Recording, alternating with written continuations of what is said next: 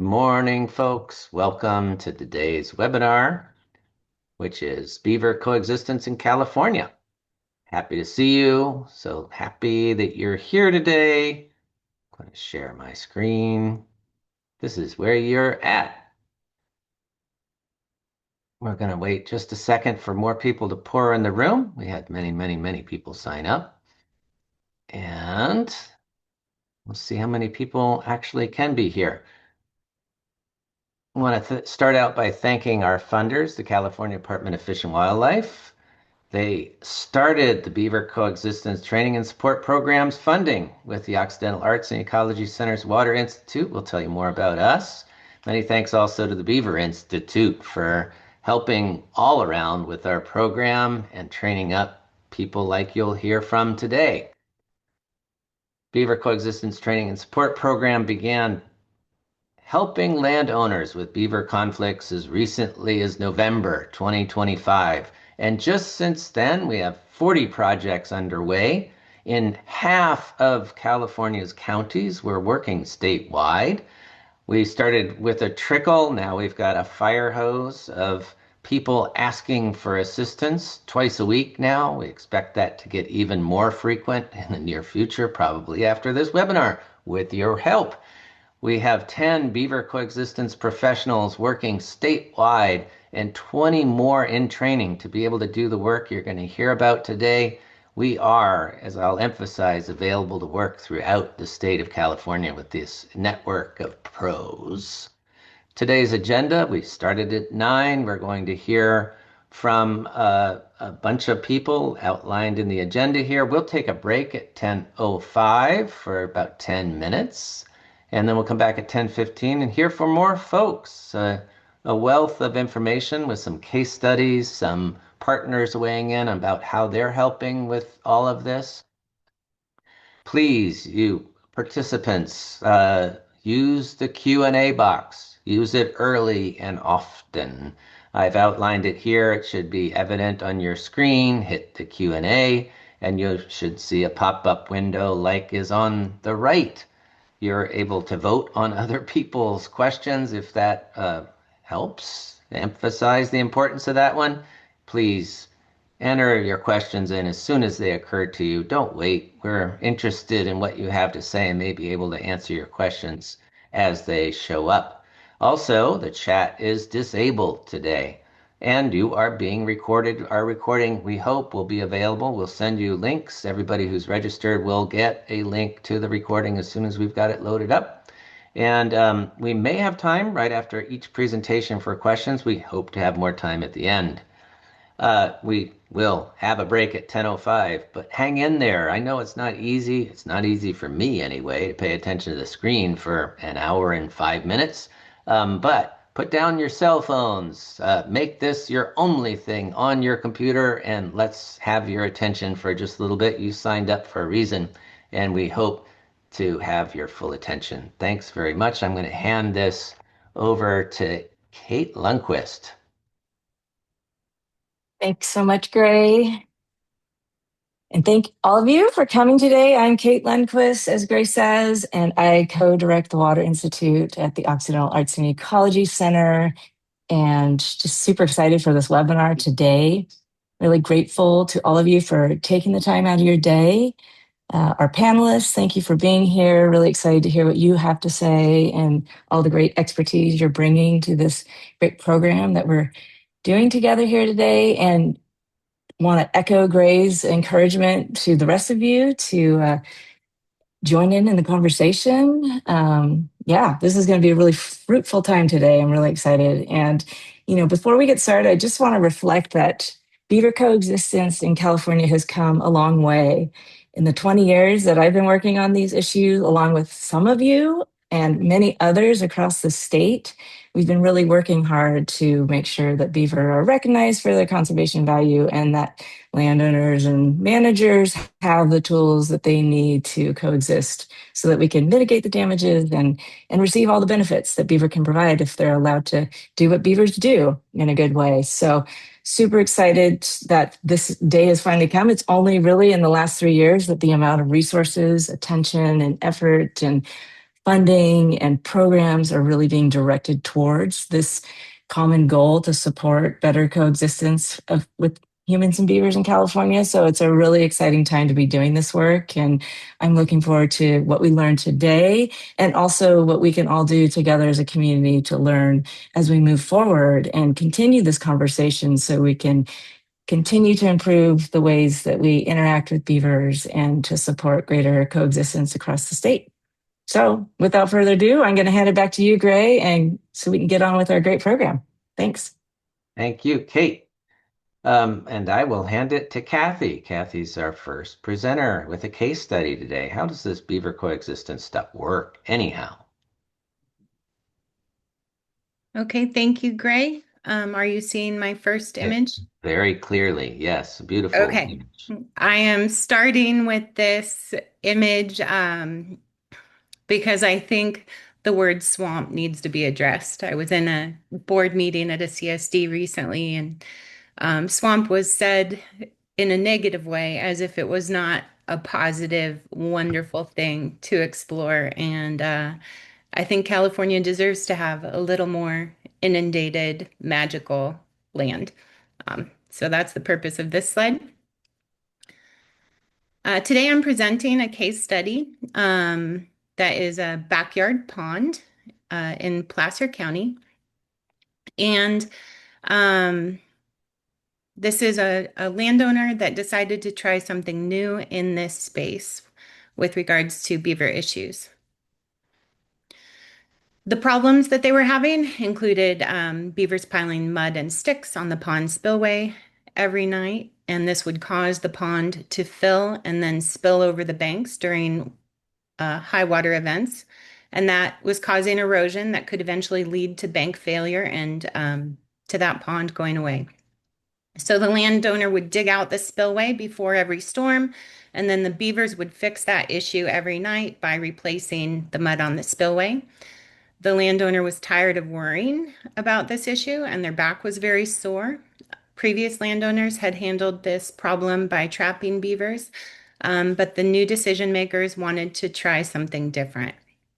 And they expressed to me that they enjoy watching the beavers eat the apples in their yard. This is a view. I'm basically standing on top of the spillway. It's underneath the bridge. This is a view of the beavers' handiwork, which they just over time increased the pond bit by bit. This is a photo from the landowner. They showed up one morning to dig out what the beavers had done the night before, and their shovel and rake had been incorporated into the dam that the beaver was building. This is a photo of the spillway under the bridge on the left, and then standing downstream of the spillway, looking up, is the photo on the right. Here's an aerial view of the pond. And you can see the spillway towards the top, and then there's an island on the right side of the pond in this image, and that is where the lodge is located. One of the things that I assessed during my first assessment visit was to figure out how much food is there for these beavers in this pond. There's the apple tree near the home. There are cattails around the island, and then there was a really well-worn path up and over the berm of the dam next to the spillway. And so I believe the beavers were going down into the area downstream of the dam to collect more food resources. Another item that I was looking at while I was out doing the assessment was how do I access this site to be able to bring in heavy materials for installation? And luckily at this site, there was a road that was easy to travel around the pond. This assessment had to happen by kayak. The pond's fairly deep. In the right photo, I'm 50 feet from the spillway, and the pond is 10 feet deep at that point. This is a photo of the lodge. On the advice of a mentor, I did lay down and put my ear on the mud of that lodge, and I think I heard a slight beaver murmur inside, but I'm not sure. Okay, so the assessment information that I gathered was I gathered pond depth measurements at various distances from the spillway. I looked at USGS stream stats data for the location to figure out how large of a pipe I needed to install. I took photos of the spillway. I looked at how much food is there for the beavers in that area, what's the access, and then I developed an assessment report with recommendations and an estimate for the client. After we decided to move forward, I drafted a project description so that I could start having conversations with agency contacts regarding permitting. And that included a map of the location, map of the details of the installation, a diagram of the fence and pipe device that I intended to install, a diagram of detail at the spillway, best management practices, and avoidance measures for wildlife. The outcome of those permit conversations were with the U.S. Army Corps of Engineers. They decided that a no permit required letter was sufficient. For the Water Board, a no permit required letter was also issued for this project. And with CDFW, I was told by my regulatory contact that the project as described did not rise to a level of significance that required notification. In this case, a CEQA notice of exemption was not needed as there were no permits issued and no grant funding was used to pay for the installation. So this is installation day. We're rearranging the materials on the dam so we can fit the fence at the spillway. Here's the constructed fence at the spillway. It's braced with T-posts and it's open to the downstream side so that any material that gets into this fence can freely flow down and out of the pond. This is the setup of the intake cage while I'm building it. And this is me floating it into position. One strong lesson learned doing this. So I'm wearing a life jacket. My feet are not touching the ground.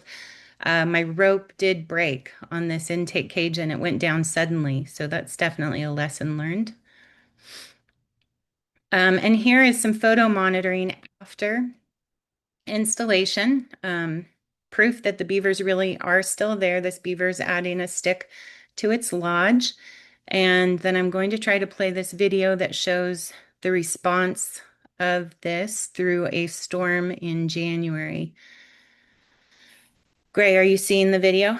I am not. No, sorry. Okay, I am, but I guess I don't get to. Now, are you? I think you'd have to reshare on the video screen. Okay, not going to do that. All right. Okay.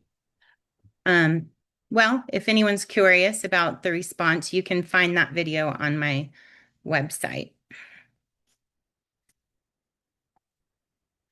Okay, so last week I did a 6-month visit to this site.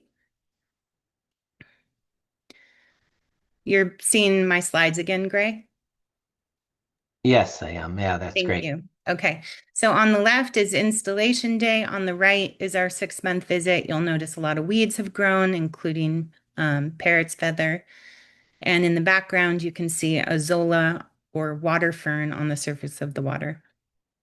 And I won't be able to show you the video that shows that it's still functioning, but you can see at the bottom of the pipe, you can see flowing water on the right-hand side. So it continues to flow as intended. I talked about the weedy plants, and then the beavers seem to have lost their motivation to pile significant mud and vegetation at this point. We'll see what happens in the fall, but right now they're not adding to the dam to try to increase the pond level. Speaking with the landowner, they've never seen so much azolla on their pond, and they wonder if it has something to do with the fence and pipe device and the blockage of more broad flow across the spillway. but I think there probably are other explanations for this, including an increase in nutrients being washed into the pond over the last couple of years during our really rainy years, or the warm, sunny winter that we just had. And if I could play this video, it just pans across the pond surface, and you can see that much of the pond is covered with azolla. So I've learned more about azolla. It lives symbiotically with cyanobacteria and fixes nitrogen from the air. It can double its biomass every 2 days and depletes oxygen from the water. And it thrives in nutrient-rich ponds. So all of that sounds like something a landowner would want to control. Um, Azolla can be physically removed using a blower and a rake and turned into excellent compost. So lessons learned. Pond appearance is a high priority, sometimes maybe the highest priority to most landowners. California ponds in December are surprisingly comfortable as far as temperature goes when you're excited about installing a coexistence device. I've learned that I need to ask what poisons have been applied and when prior to entering the water. In this case, this pond was chemically treated 2 weeks prior to my entry. Diquat is the most commonly used chemical for pondweed control, and it is a chemical banned in the European Union, United Kingdom, and China due to severe toxicity to humans and birds, but it's okay in the US and Brazil. And I was not informed that this was added to the water prior to my entry, probably because most people feel that this is a safe chemical. Our government tells us it's safe. It's just something I would like to know and be able to make a decision about as a practitioner. And are the beavers still present? If I could show you the video, it shows a little ramp up from the water onto the lodge that looks quite active. There's a little bit of fresh mud and grass piled at the spillway. The landowner has not seen the beavers lately, but they're nocturnal. So that often happens that we don't get to see them. And here is my contact information if anyone wants to contact me offline.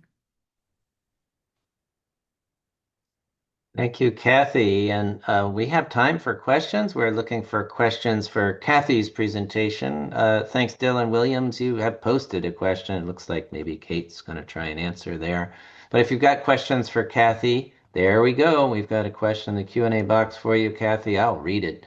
Now that the cage is approximately 10 feet deep into the pond, what is the best way to access it for monitoring and/or repair? Were you able to secure the pipe as it traveled from the intake cage to the dam, or was that needed? Was that not needed? How did you come to the decision to cage the pipe as it exits over the dam versus extending the pipe further downstream? There's a series of great questions for you, and I can repeat any of those if Yes. you want, Kathy. Okay. Yeah. Great question about how will I maintain the intake cage in 10 feet of water. I think that might be challenging. Um, for now, I can monitor it by seeing that the water is still flowing as intended on the downstream end of the pipe as it goes over the spillway.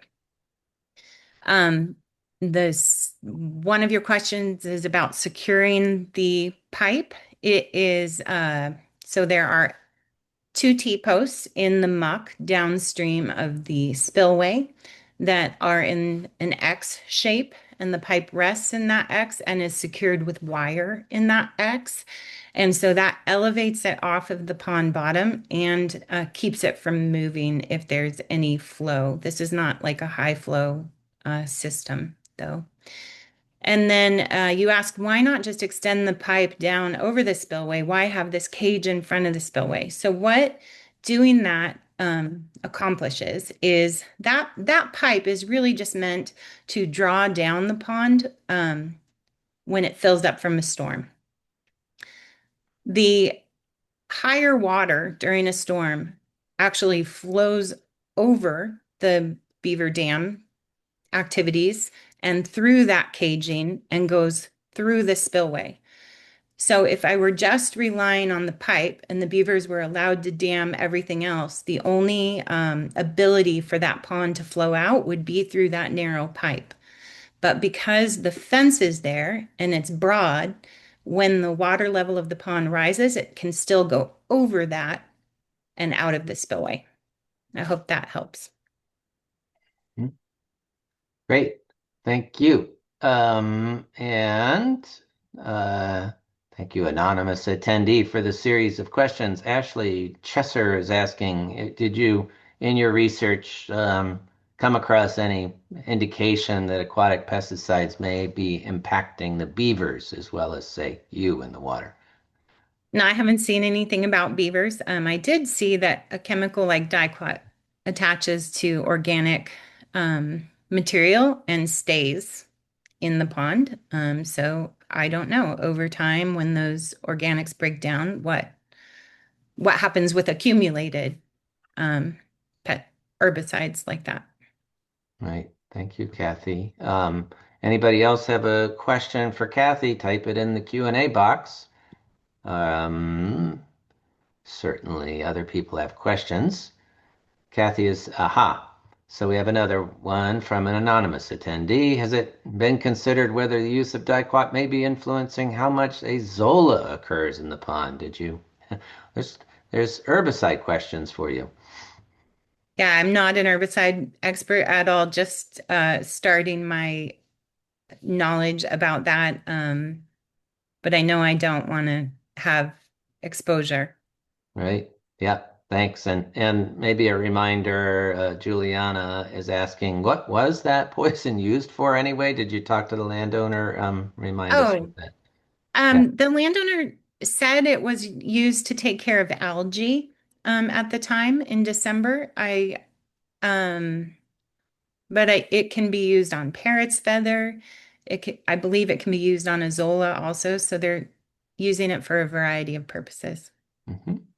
Thank you. Any other questions for Kathy on her case study in this amazing beaver coexistence project in ponds? I will say that, Kathy, thank you for starting what is probably our first real case study on ponds, but pond issues like what Kathy has presented are a common issue in our beaver help desk. We've been getting questions about this, so it's nice to have an example here. Okay, Fanny Morizot is asking, very practical question. How is the cage anchored to the bottom of the pond? Uh, the intake cage is not anchored. It simply rests on the pond bottom. And then the cage at the spillway is secured with T-posts. Mhm. Thank you. And look, our mentor, our Beaver Corps mentor, Mike Callahan, is asking you, can you describe how you decided upon what length of pipe to use? Well, I wanted to have the cage be in deep enough water that it was away from. So if you all put your waders on or your wetsuit on and you went and mucked around in this pond, you would feel the difference from being close to the spillway and further away from the spillway. And close to the spillway, I was sinking in beaver placed mud up to my knees and waist. And the further I got away from that spillway, the bottom was less mucky and more minerally. I could poke it and my pole didn't go in. And so where the intake cage is placed is far enough from the spillway that it's not settled in a very mucky spot. And it also is farther from the spillway, which helps the beavers to not detect the inflow into that intake. Thank you, Kathy. And thanks to everyone for using the Q&A box. That was a great series of 7 questions that just got answered. Thanks a bunch for your work, Kathy. We're going to continue on the agenda, and I'm up next. So let me share my screen again. And now I'll actually introduce myself. So I'm Gray Hayes. I'm the manager of the Beaver Coexistence Training and Support Program, Occidental Arts and Ecology Center's Water Institutes program. And I want to let you know a little bit about how do people get support for beaver conflict solutions. So first and foremost, we're hoping that people with conflicts with any wildlife, and beavers specifically, fill out the online wildlife incident report from the California Department of Fish and Wildlife. I'll go through these.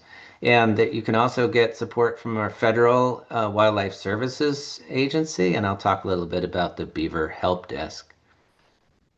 So here's a QR code, and I wrote out the URL as well for the WIR system, WIR, Wildlife Incident Report. Fill this out. It's very straightforward, very easy tool to use. We need everyone to fill this form out so we get a sense of where beavers are and where they're causing conflicts. And the department can help you through that process once you've filed a report. Very, very important. Also, our federal agency, and so the department staff may refer you to the Federal Wildlife Services Agency. Again, there's a QR code here. And they also have a website. Yeah, this is their website with an email and phone number to contact them for assistance with beaver conflicts. They have contracts with municipalities to actually do trapping of problem beavers where those coexistence solutions aren't really going to work, which is in some places coexistence helps in the majority of cases, but in some cases they beavers might need trapping, and so this is the agency that does that and also provides expertise in wildlife conflict. Now, let's talk about the Beaver Help Desk, which is how Kathy came to her pond project. We have the California Beaver Help Desk. The homepage looks like this. And I want to highlight a few instances where beaver coexistence really does work. And Here is an instance, sort of this, does it look like a spillway? It's a big culvert and beavers are damming it. And so we can protect culverts and drains or, these kinds of spillways with this kind of solution, which Mike Callahan, who chimed in earlier in our Q&A, has tried hundreds and times back east, but this is new to California. And this is a very common issue, more common than ponds even, that this is an easy fix, a relatively easy and inexpensive and time-proven fix for a common beaver problem. In the flatlands of the Central Valley, we have these two-track weirs to control wetland height in water. For wetland managers, you're familiar with this. This is what they look like when the beaver gets to them. They clog them up. And this is the Beaver Backsaver. It is a device, it just slides into the first track of that weir and has been working great in these managed wetlands in the Central Valley. It still allows in that second track of the weir to control water height with the boards as one would do anyway. Pond flooding into residential and industrial areas is an issue where beavers back up streams and they create these amazing wetlands, and sometimes those wetlands come onto somebody's porch. This too is solvable using a flexible pond leveler. So you could see this big pipe and the cage, sort of like what you just saw in Kathy's presentation, and you can take that pipe and notch it into the dam and control pond height to desired height and limit the flooding and still keep the beavers doing the good things that beavers do. Here's a diagram of one of the ones that Kathy installed, and with our class of Beaver Corps folks. You can see the intake cage, and you can imagine it coming up and over this dam. What we were trying to protect is this manhole. We don't want water going into these systems, and so we had to lower the pond to protect the manhole. And look, that thing even works in a high flow, which happened shortly after installation. We got a good shower and even working then. Now, another common issue for beavers is like chopping down trees, and so this is also solvable using paint. The trees on the left were painted with this latex paint mixed with coarse sand, and beavers don't like chewing. Yeah, who likes chewing on sand?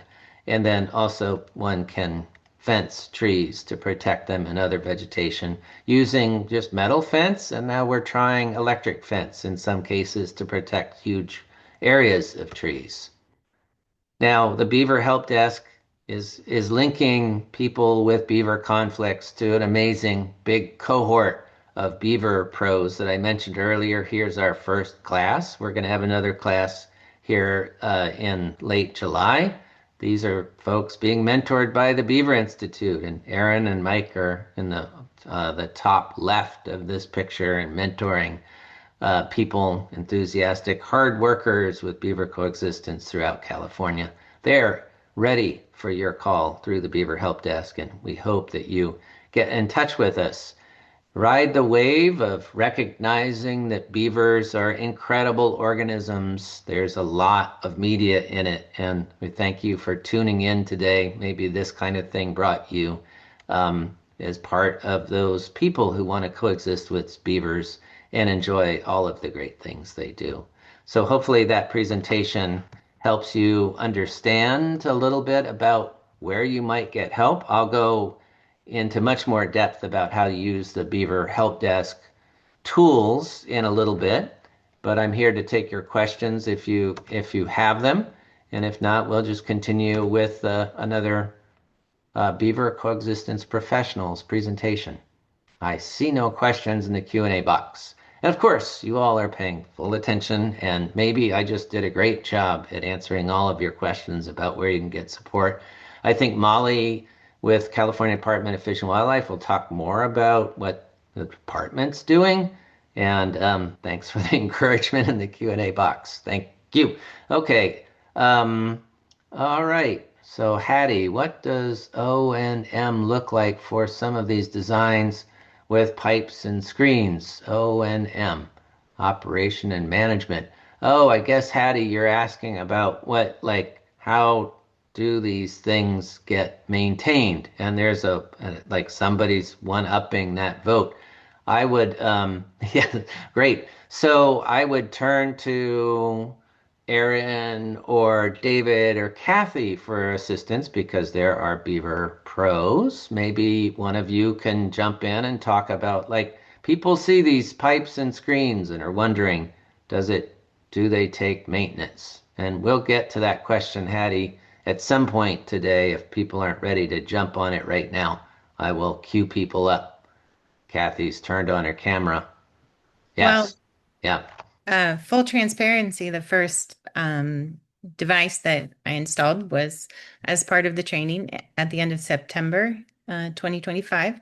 And I just visited that beaver backsaver and that fence and pipe about a month ago, and it's functioning just fine. I think that the ongoing maintenance depends greatly on the device and where it's placed. And so for some devices, they save daily work, but annually, you may need to kind of reset. And other devices reset by dragging some of the sediment away and accumulated vegetation. And other devices, I think, may function over time without much maintenance. Mhm. Yeah. So, yeah, commonly people are having to maintain spillways and water control structures and culverts daily when beavers are around, and Kathy's saying this becomes more like an annual or biannual management thing, right? Thanks for the question, Hattie. We may get more into this as the webinar progresses. I'd like to turn it over to David next. David, you're up with your Thank you, Gray. presentation. Yeah, let me figure out the screen share. Let me know Mhm. when You guys see it? It's coming through. Yes, now we've got it. Yep. All right. So, one, I just want to say thank you to Gray and Kathy. I really enjoyed those presentations. I talked to Kathy earlier in the week. I was going to do just another case study on one of my projects, but I figured that it might be a little bit more beneficial to get a little less technical, talk about some of the different projects and different clientele I have, as well as kind of what it takes to, run a small business in the restoration and beaver coexistence world. So without further ado, insights from the field. What does it take to find success with coexistence in California? Just a little bit about me. I'm David Crouch Greenspan. I'm a career ecologist. I hold a focus in avian ecology and habitat restoration, mostly focused on rangelands and edge habitats. I'm a graduate of Cal Poly SLO. I currently research gallinaceous birds at Chico State, so I'm doing a bunch of quail restoration research, looking at if we use quail as a targeted species for upland restoration. How does that impact overall avian biodiversity? Spent the last decade working within the natural resources field, so I came to own my own company and run my own company from career in consulting. In my free time, sorry, there's this thing popping up on my screen. In my free time, I enjoy hunting with raptors and bird dogs. I have too many dogs right now, and I'm currently birdless, but picking up a baby tomorrow. I also just love continuing to develop myself as a well-rounded naturalist and environmental communicator. Just a photo of a merlin I flew last season when we hunted snipe exclusively with pointing dogs. Her name was Motaki. It was really cool to have this little wild bird. I released her about 3 months ago. I won't stay on this too long, but just a little bit about my company, Wet Meadows. We're licensed contractors in the state. We do a lot more than beaver coexistence, but as I'll get to later, beaver coexistence has become a major part of our workload. We kind of set out originally focused on fuels management, restoration, forestry, and watershed restoration. That's kind of shifted as the beaver work has come in. So my business partner is very much focused on a lot of the upland forestry, fuels work, upland augmentation stuff, as well as low-tech process-based restoration. Whereas right now, and for the foreseeable future, I am almost exclusively dealing with beaver coexistence clients and projects. This is not beaver related, but these are just some photos from a project I recently did on Middle Mountain, which is also called the Sutter Buttes, working with a regenerative rancher. I know Kathy has been out to this property and they've implemented BDAs, which have really started to rejuvenate the floodplain. We've kind of tapped into that to install a pollinator planting exclusion, as well as start the process of riparian restoration. This entire stream course is just inundated with non-native, like fruit producing figs that are taking water from the stream and from the land and trying to kind of deal with that. But here's just another photo from a pretty rad project I have on the east side of the Sierras, which is a beaver coexistence project. Just like the aerial imagery, and it's a really cool kind of, managed wetland system. You can see the canal on the right side of the screen, and then it flows into this semi-natural, but still managed with culverts and diversions, beaver complex. Same deal, same site on the east side. Now we can get into it. I'm going to split it up into 3 sections. Just starting out, this is more so for the people who took the training, kind of what the next steps might be and what considerations you should think about in starting a business. Number 2, I'm going to, I guess, build upon what Kathy talked about in terms of the actual site assessment visit and talk more about the reporting of the site assessment and how to carry yourselves professionally when sending these reports out to clients and to OAEC if under the grant program. And then 3, we'll just talk about some considerations and observations I've seen in dealing with a wide variety of different clientele from diverse backgrounds, diverse financial backgrounds, and then, how views on beaver coexistence shift not only regionally, but between different industries who might be contracting you. So just starting out, kind of just going to jump into it. So for those of you who are in the training or finishing up, kind of just some general thoughts about where you want to take it, especially if you were looking at this from starting a business standpoint. First and foremost, you should figure out if formally starting your own company is right for you. I'm going to get into this in the next slides, but there's a lot more that goes into it than just, even forming the LLC. And things can get really costly really quick. So if you're not necessarily ready to jump in, say, I'm going to go full bore and start the company, there are definitely opportunities to work with other coexistence contractors and restoration contractors to like get your feet wet and, take it from there and see if this is something that you really want to pour your life into. We'll talk a little bit about insurance, bringing on formal employees versus 1099 contracted help, having a solid website, social media, which I'm really bad at, so I don't know how much I'll be able to help people there. But the last one will be getting experience under established coexistence practitioners. So starting a company. A thing that you should consider, and this is kind of the inverse of how I started my business, because we were not really thinking about beaver coexistence at all until I attended the San Luis Obispo Beaver Brigade, I want to say last year or the year before. If you have pre-existing experience in the natural resources or restoration, maybe formulate a plan of how you might be able to congeal some of those interests and professional experiences into one, overall mission statement.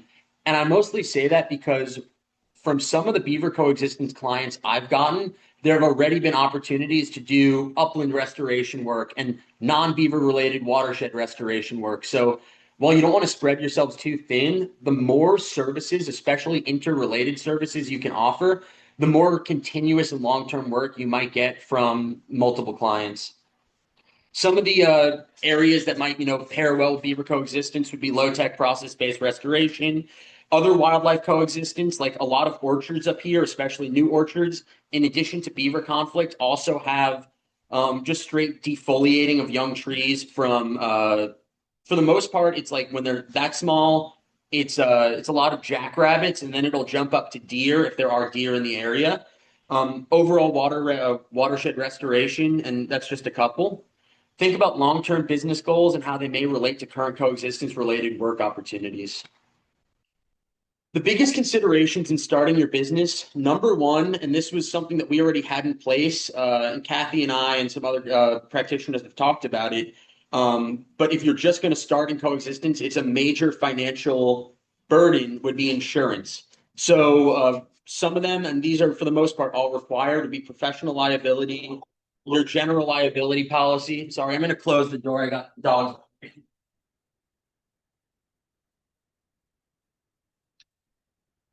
General liability, commercial or business auto. If you're going to be driving and transporting materials for work, you could probably get away with just your normal auto policy. But for the operation I run, we need to run a commercial policy, especially because we have CDL drivers on staff.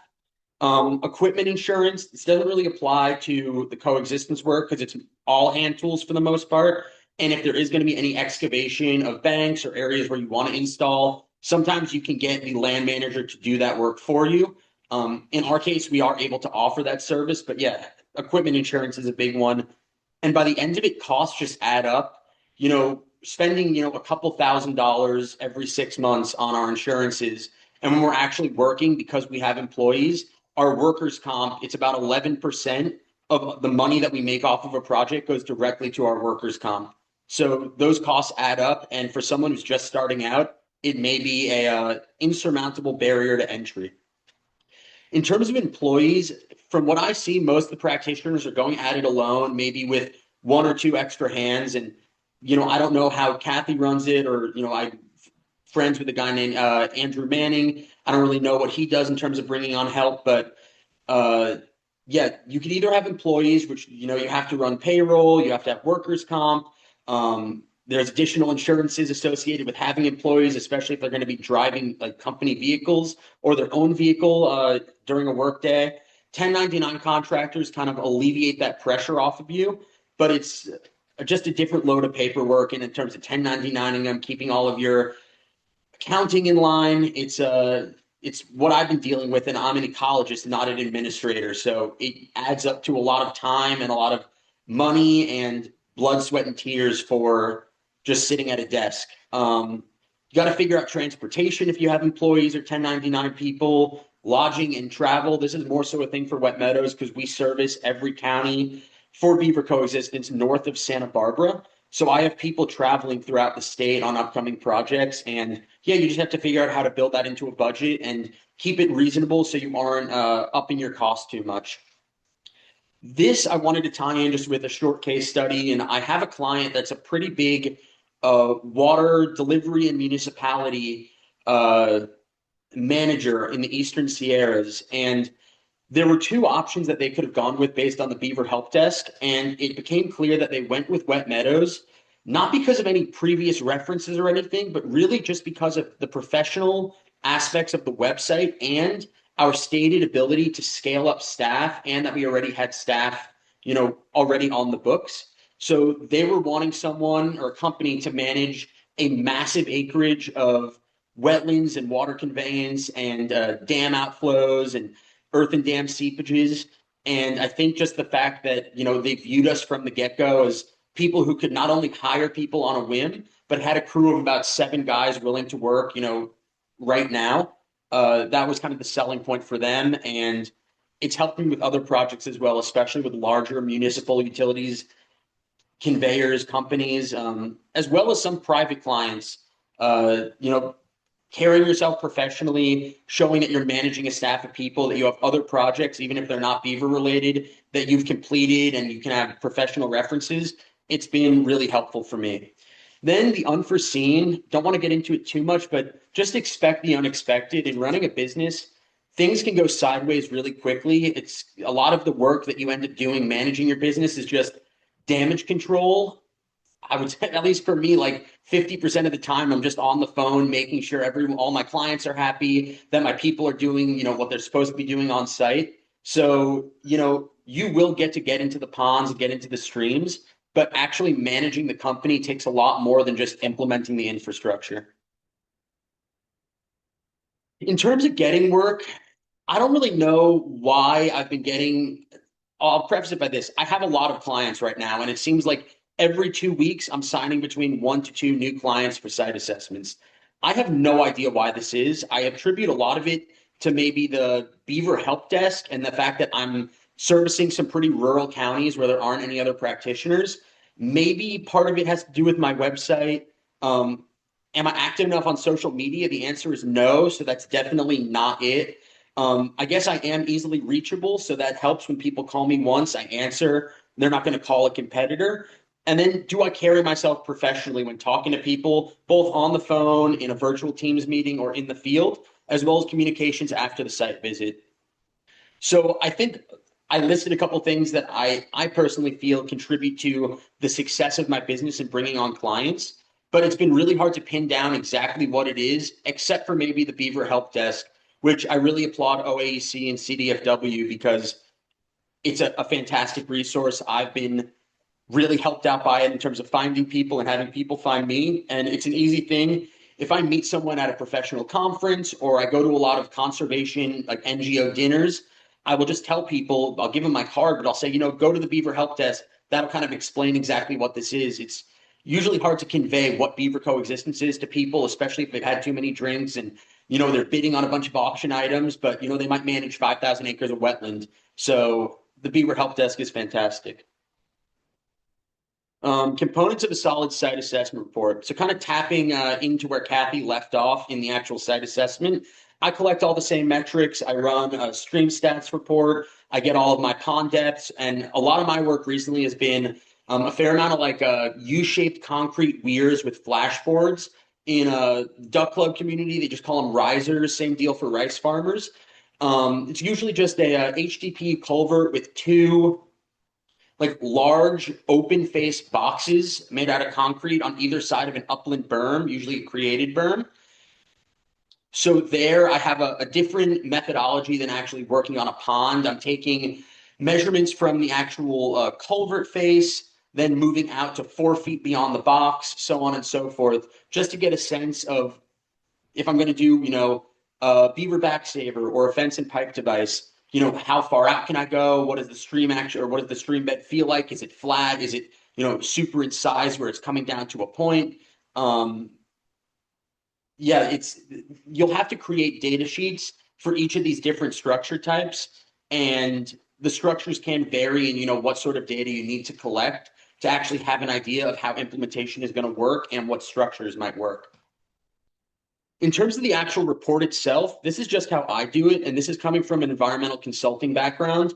I've really structured it like a biological resources memo, obviously more tailored to selling a service to these clients, as well as providing all of the information that OAEC needs to fulfill their grant requirements, as well as giving myself enough background information that once I get into the project description phase of permitting, I can really pull most of my information from my site assessment report. I usually start out with a company introduction and problem statement. Wet Meadows is a licensed contractor. We do X, X, and X. We also do Beaver Coexistence, so on and so forth. And then usually 1 to 2 sentences stating, this is the client, this is where they're located generally, this is what the managers or landowners are witnessing and observing on their property. Following that, I usually go into an overview and location. These, in the end, constitute a lot of the initial project description information. However, obviously, there's a lot more that goes into a project description when you end up talking to the regulatory agencies. Generally, what, where, for how long, how extensive, who is managing, who owns the property. And then I'll usually provide some GPS coordinates, and I have a map associated, just a general overview map. Following that is environmental setting. I don't know how relevant or necessary this is for most. I feel like it's important just to set the stage for where this project is occurring. And it also gives us an opportunity to initially speak about special status species that might occupy the site or be within proximity. So I talk about vegetation communities, hydrology, beaver impacts, general habitat, berms and embankment stability, geologies, and soils.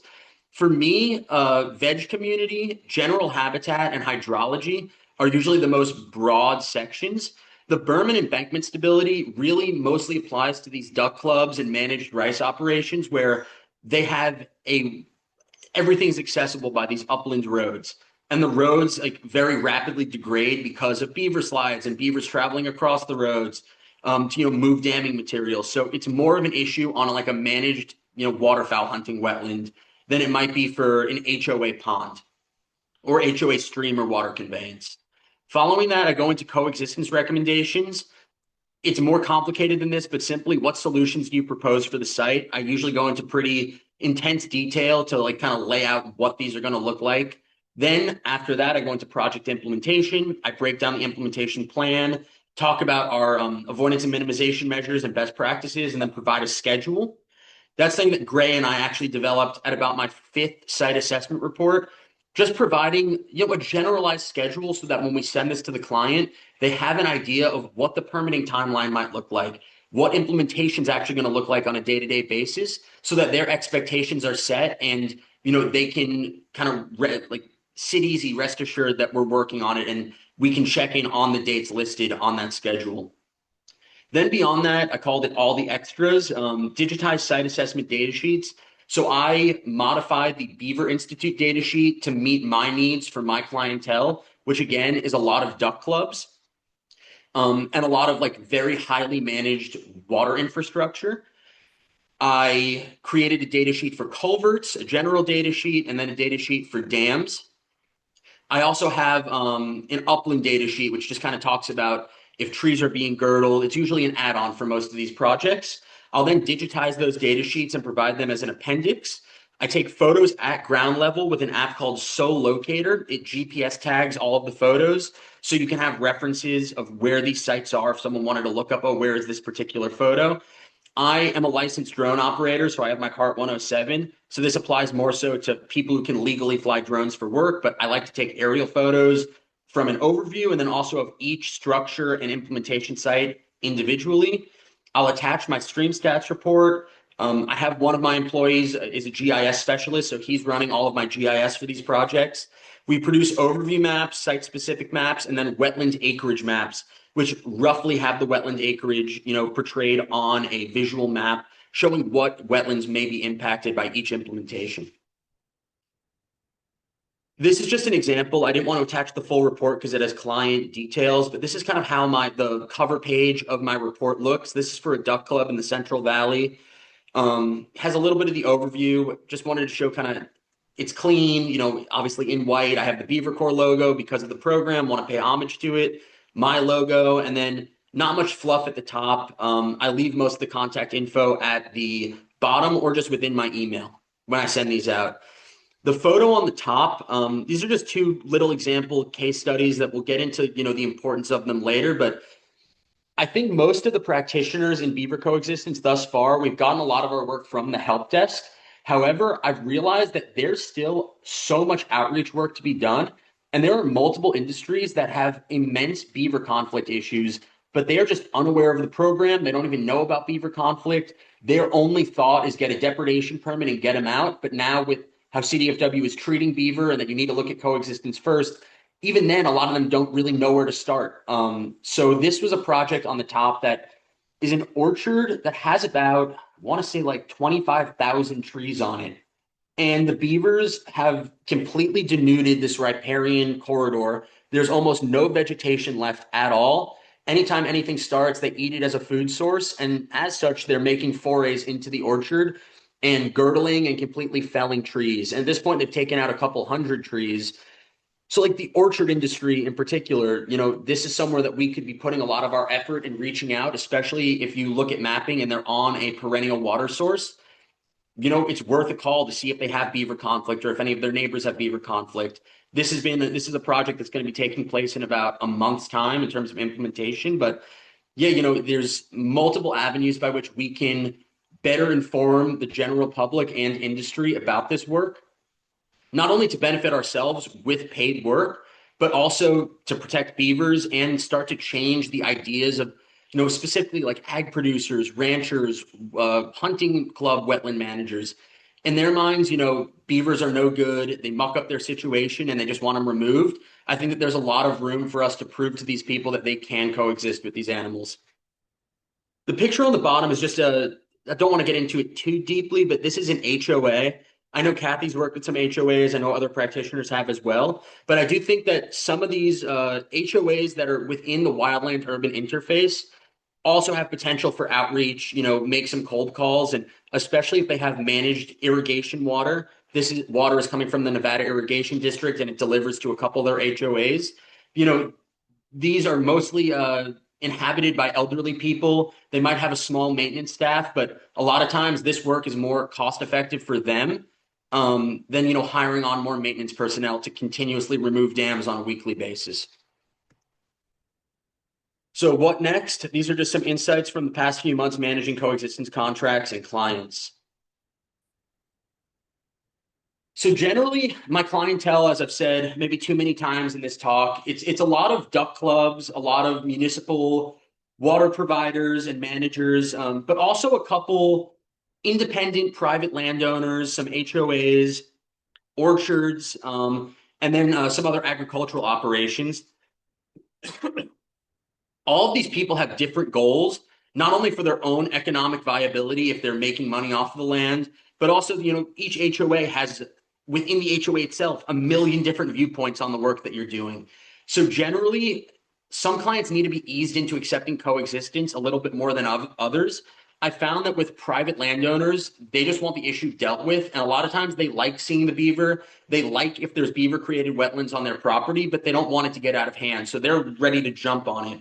Whereas, an HOA or a duck club, they're a little bit more skeptical. And one case study on that is I've been working on California Waterfowl Association for about a year now, just to get them to accept coexistence as an option, regardless of the fact that the site assessment cost was entirely covered. I finally had a breakthrough. I found the right guy. I went to one of these banquets and we had a big discussion. And I went out for a site assessment yesterday. But even then, I had to kind of portray the work in a certain manner to, again, ease them into it and really show them that their overall and long-term management is going to benefit from the implementation of these structures where they won't have to spend every day clearing culverts. They can focus on, planting food for waterfowl or focusing on their riparian restoration and willow plantings, things like that.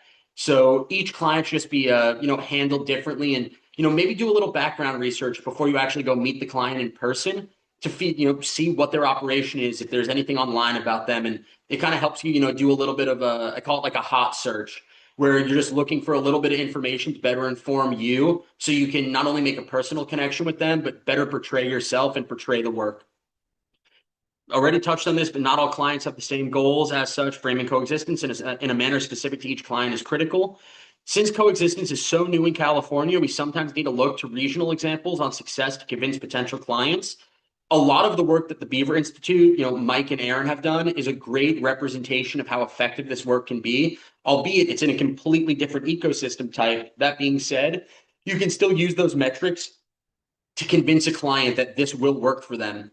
And in my opinion, for most people, coexistence will work for them.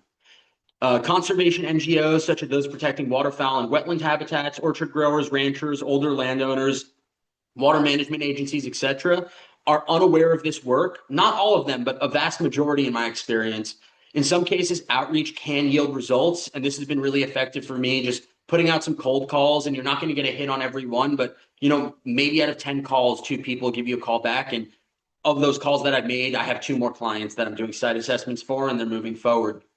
The site assessment, both in person and report, are extremely important in showing clientele professionalism and competency. We kind of talked about that in the last slide, but yet in doing this work, really for the benefit of all of us, we want to represent ourselves professionally. And even though this is such a new industry, we should carry ourselves like this has been around for decades. And, just carry yourself with some gumption and gusto when you're describing the work. And even if it's your first project, I think go into it, not necessarily fake it till you make it, but just go in with confidence. You did the course, you took all the trainings, passed the test.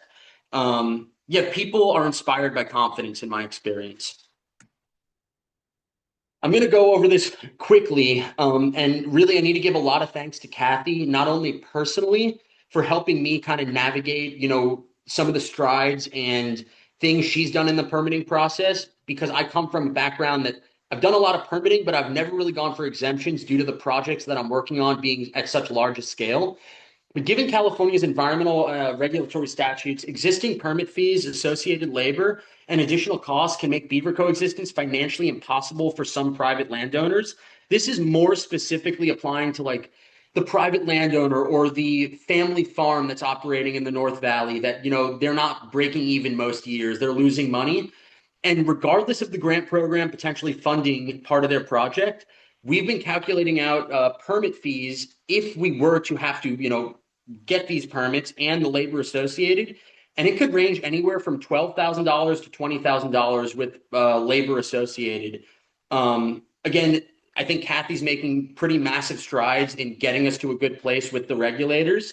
So that's kind of the path I think we need to chart forward for streamlining our permitting pathways. But and just talking to some clients and saying, permits are going to be potentially X amount of money, that might just end the call and they're never going to talk to you again and they might just write off coexistence. So this is more targeted at, the regulators who might be on this call, CDFW. I think that's really where we need to go as an industry, is figuring out how we're going to streamline permitting so that we can keep this work affordable for everyone, regardless if it's a massive water utility or a private landowner, so that we can protect beavers and actually do coexistence work. Kind of just talked about this, like 12 to 20, and that ranges. I don't want to give you a final number because each project differs from the other. There are also projects where, regardless of the permitting pathway that we might develop and how streamlined it is, on that east side of the Sierras project, it is such a large municipal water company that we're going to have to do permitting, and the projects themselves are quite large and there's so many of them, but that's a given. I just don't think that same cost should apply to, the couple living in Walker, California, that's had, their house is flooding out every year because of beavers, but they love the beavers, so they want to keep them. But they would not be able to pay any of these grant fees. I already touched upon this. I really massive kudos and personal thanks to Kathy for her help, her helping me. Really, of the people that I'm in touch with, it seems like Kathy's doing the most to figure out permitting for us. So that kind of covers what our coexistence practitioner is doing about these costs. And again, I already touched upon it. What would help to ensure this work is feasible into the future? We need to streamline the permitting pathway in the same way that, maybe small restoration projects are permitted under the HREA. That would really help us in actually selling the work and getting people on board. A little bit about the CDFW OAC grant, which has been a massive benefit to me. I would say every single project that I currently have on the books, which is around, I want to say 12-ish, they're all using some amount of cost coverage from the CDFW OAC grant. It's extremely attractive and beneficial to implementing coexistence work. Specifically, the project I mentioned in Walker, they were unable to pay really at all, and they were at their wits' end doing just a couple that have normal day jobs doing massive beaver work every single day to make sure that their home didn't flood out. CBA Farms is an orchard that was in a similar financial situation that they just haven't broken even. They've actually been losing money for the past 10 years just due to their practices, trying to get into farming. And this was a potentially insurmountable cost for them. So the grant was extremely helpful and is going to allow a family of beavers to coexist in an area. Again, there's untapped potential from conservation nonprofits like California Waterfowl Association, Ducks Unlimited, the North Delta Conservancy. There's so many, especially in Northern California, that just aren't super aware of this work, and they have money to cost share on their half. But they have so many other management and educational, irons in the fire that they're not necessarily ready to jump on a project, especially with the permitting costs. Hey, For David, Yep. we'll have to wrap up because we're supposed to be on Okay. break, but or we could come back and finish yours after break, but we need to Yeah, take a that break. this was my last slide, There so we no go. worries. Okay. Sorry I went a little late. That's fine. Thanks very much. But it is time to go to break, folks. It's a long time to be sitting around, right? So let's go for a break and come back in 10 minutes and 10:15. Thanks very much, David and Kathy, earlier for sharing a wealth of information.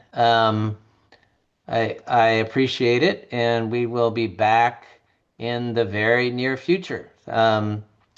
Please stay tuned, take a break, get up, stretch around. I'll come back at 10:15. Thanks very much.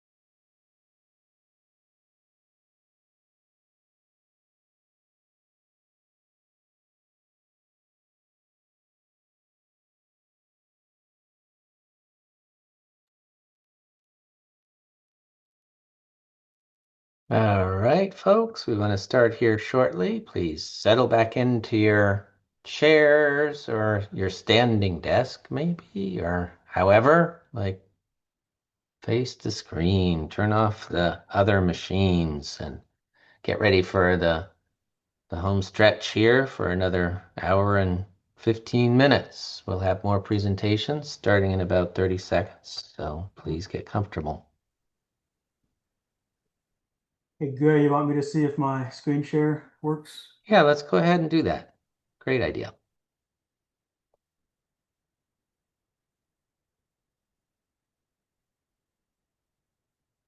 Is it coming through okay?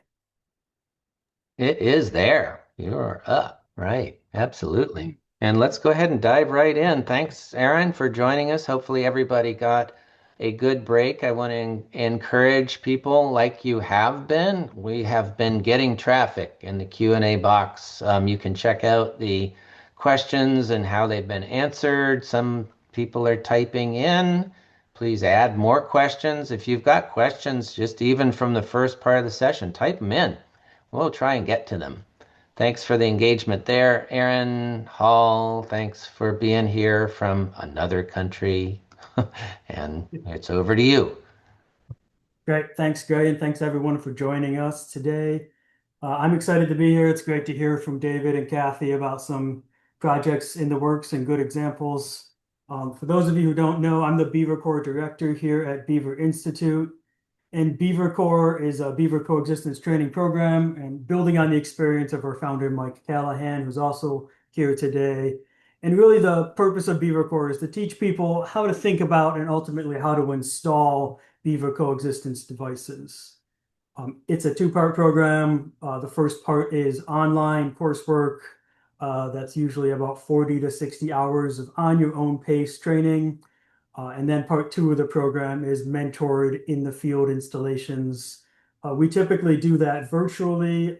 Mike and I and another person do Zoom consultations with up to 4 mentored installs for each of our students. But specific to the California program, we actually do a yearly workshop as well. And Gray showed some pictures from last year's workshop, and we do have another workshop coming up this year as well, which we're excited about. And for those of you who don't know, David and Kathy and all of the other California coexistence practitioners are going through our Beaver Coexistence Beaver Core program.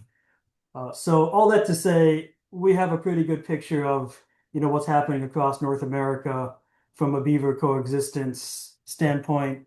Mike and I are mentoring coexistence installations across North America every week, almost every day of every week. We're talking to people out in the field that are doing this type of work. So we have kind of a good foundation to very briefly talk about the big picture of Beaver Coexistence, outside of California. So the good news is Beaver Coexistence is happening in lots of different places. Just a snapshot of our coverage. We are currently in 36 US states and 7 Canadian provinces. That's where we have Beaver Core students out there in the field doing this work, which is really good. And we're adding new states and provinces fairly quickly. Now that we kind of know where we have people, I'm focusing on getting people trained and getting people into the program where we don't have people. So places that we have good geographic coverage are kind of the West Coast and the Northeast, the Intermountain West.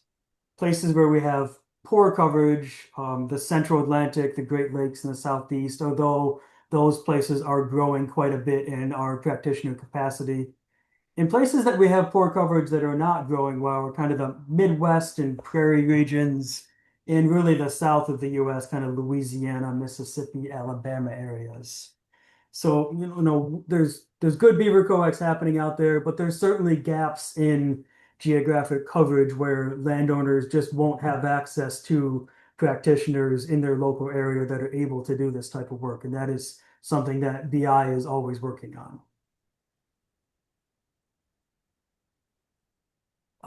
I like to think of kind of, what is the limiting factor to Beaver Coexistence? Why do we have those gaps in coverage, and why is Beaver Coexistence not happening everywhere?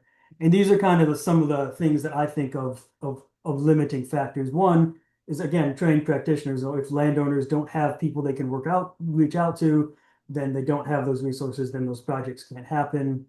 Permitting is a big potentially limiting factor. We just heard David talk about that a little bit. And then there's also a huge outreach and education component to it. You have to have willing landowners, but landowners have to know that beaver coexistence is even an option. It's even a thing that they know about. And that's a big hurdle as well, because if landowners don't know this is an option, then they won't seek it out and they won't be able to find it. So we've already talked a little bit about where, the kind of trained practitioners that we're working with are geographically. Well, let's talk a little bit more about permitting. And again, permitting is such an important aspect of this that I was part of a working group last year who looked at kind of the permitting landscape for beaver coexistence across every state and province. And we were really just trying to get a snapshot of, which states and provinces where the permitting landscape is fairly easy or fairly straightforward or well known, or no permitting landscape at all, but full devices can be installed. And conversely, where is permitting extremely difficult or impossible?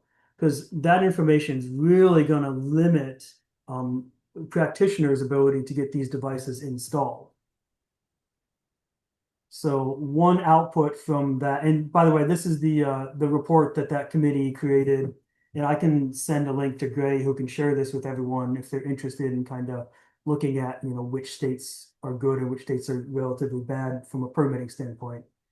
But one of the outcomes of that is this quick and easy map that kind of visualizes that. So green states and provinces are where permitting paths are well known and fairly easy to navigate. Blue states are areas where there's actually no permitting process and devices are extremely easy to put in because there's nothing regulating them, at least as of last year at the time that we did this research. And then the orange states and provinces are kind of where we don't have a lot of information about the permitting paths and what a practitioner would have to go through to put one of these devices on the ground. And this map kind of matches the geographic coverage that I was speaking about earlier. We have good coverage on the West Coast in the Intermountain West, a big gap kind of in the South and Southeast of just unknown because there's not a lot of practitioners there. So there's not a lot of people trying to permit these devices and asking the questions and working with the regulatory agencies to figure out how to permit these things. And then we have pretty good coverage in the Northeast and some growing coverage in the Atlantic Central region. But I always think of this, it's a chicken and an egg scenario, right? Like if practitioners want to work in the South, well, they might be discouraged because the permitting there is difficult. But is the permitting difficult there because nobody has tried to do any permitting there and asked the questions and made the right connections and relationships with the regulatory agencies? And we're seeing a bit of that in California now as people like David and Kathy are navigating the process and kind of learning how it works. So kind of bringing it back to California, I thought, I'd hit on these points. So here in California, it's actually a fairly similar picture to the broader trends across North America.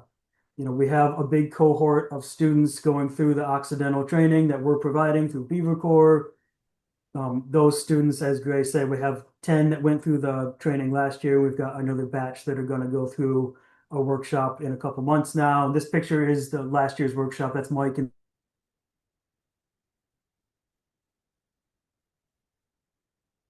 Uh-oh, Aaron's frozen for me.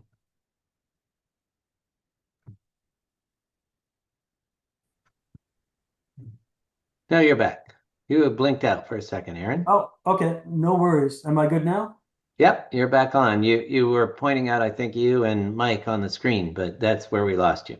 No worries. Yep, that's Mike in the orange talking to our students out there and really trying to connect that, online coursework with the practical in-person of how to build and how to think about these things in the field. From a permitting standpoint in California, again, as we've heard, there are pathways that are known, and I think those pathways are becoming more clear and will become more clear as more of these devices are being proposed and being permitted and being installed. And that's a growing pain that we see in other regions as well. Again, like the first couple people to do these types of projects really are the key points of figuring out the permitting process. And so hopefully that will become easier as more of these projects get installed out in California. And then the outreach and education side is interesting as well, because you need to have willing landowners that know about this. And I think Occidental in California and CDFW are doing a good job on the outreach and education side.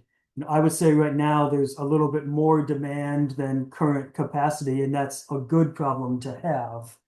And webinars like this are a great way to reach out and bring in more people and pass more knowledge out.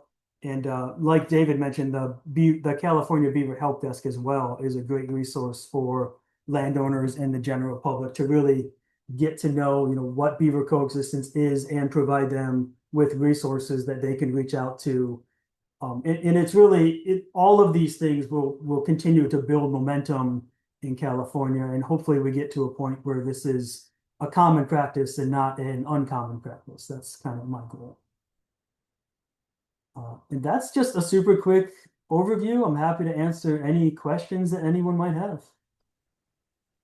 Yes, and we have been fielding questions, but not specifically for you, Aaron. Let's see if Perfect. anybody wants to quickly type in a question in the Q&A box. We do have time for it. You're talking to Aaron Hall here, who's like one of the mentors, one of the real brains behind this National Beaver Institute Beaver Corps training program. He's been mentoring our Beaver Corps people along with Mike Callahan. He's been instrumental in helping me understand beaver coexistence for running the Beaver Coexistence Training and Support Program. Thanks so much, Aaron, for all of your help getting California's program started. Um, I see no questions in the Q&A box, and if something doesn't come through in a couple seconds, I'm gonna keep. Yes, I have yes, a you're. quick question. I Yeah. was just going to ask if Yep. Aaron, you could chat about the national help desk. Oh Sure. yeah, happy to. In addition to the California specific help desk that Occidental runs, Beaver Institute also runs a similar national beaver help desk. So the idea for that is any landowner or any agency or any person who is interested in beaver coexistence can reach out to us. And the first thing that we do is we, look to see if we have a beaver coexistence practitioner close to that person. If so, we'll put them in touch directly and they can work through with that person. But if not, we also provide resources and provide, feedback and mentoring if needed of what those people can do if they're in a region that they just don't have a practitioner that's close. David, I see you have your hand up. Yeah, I don't, for some reason, I don't know if I can post in the Q&A as a panelist. My Sure. question, so Gray had told me about this a while ago, and you and I spoke briefly, but I know that there is like an ArcGIS web tool that you can utilize through web maps, or like the ArcGIS app, um, to collect data on your site assessments and beaver activity. I'm wondering if you could talk a little bit more about that. Yeah, are you talking about the iBeaver Survey Yes, 123 app? exactly. Yeah, right. So that is an app that I actually helped develop, and the idea was it's meant to be kind of community science program to get people more interested and involved in collecting data about beavers. But you can also use it at a project specific level to document beaver presence and absence, take a bunch of data on habitat, take a bunch of data on coexistence efforts. And all of that is, publicly available data that you can look at through a web map called Caster Mapper. I can send all these links to Gray that he can share with everyone.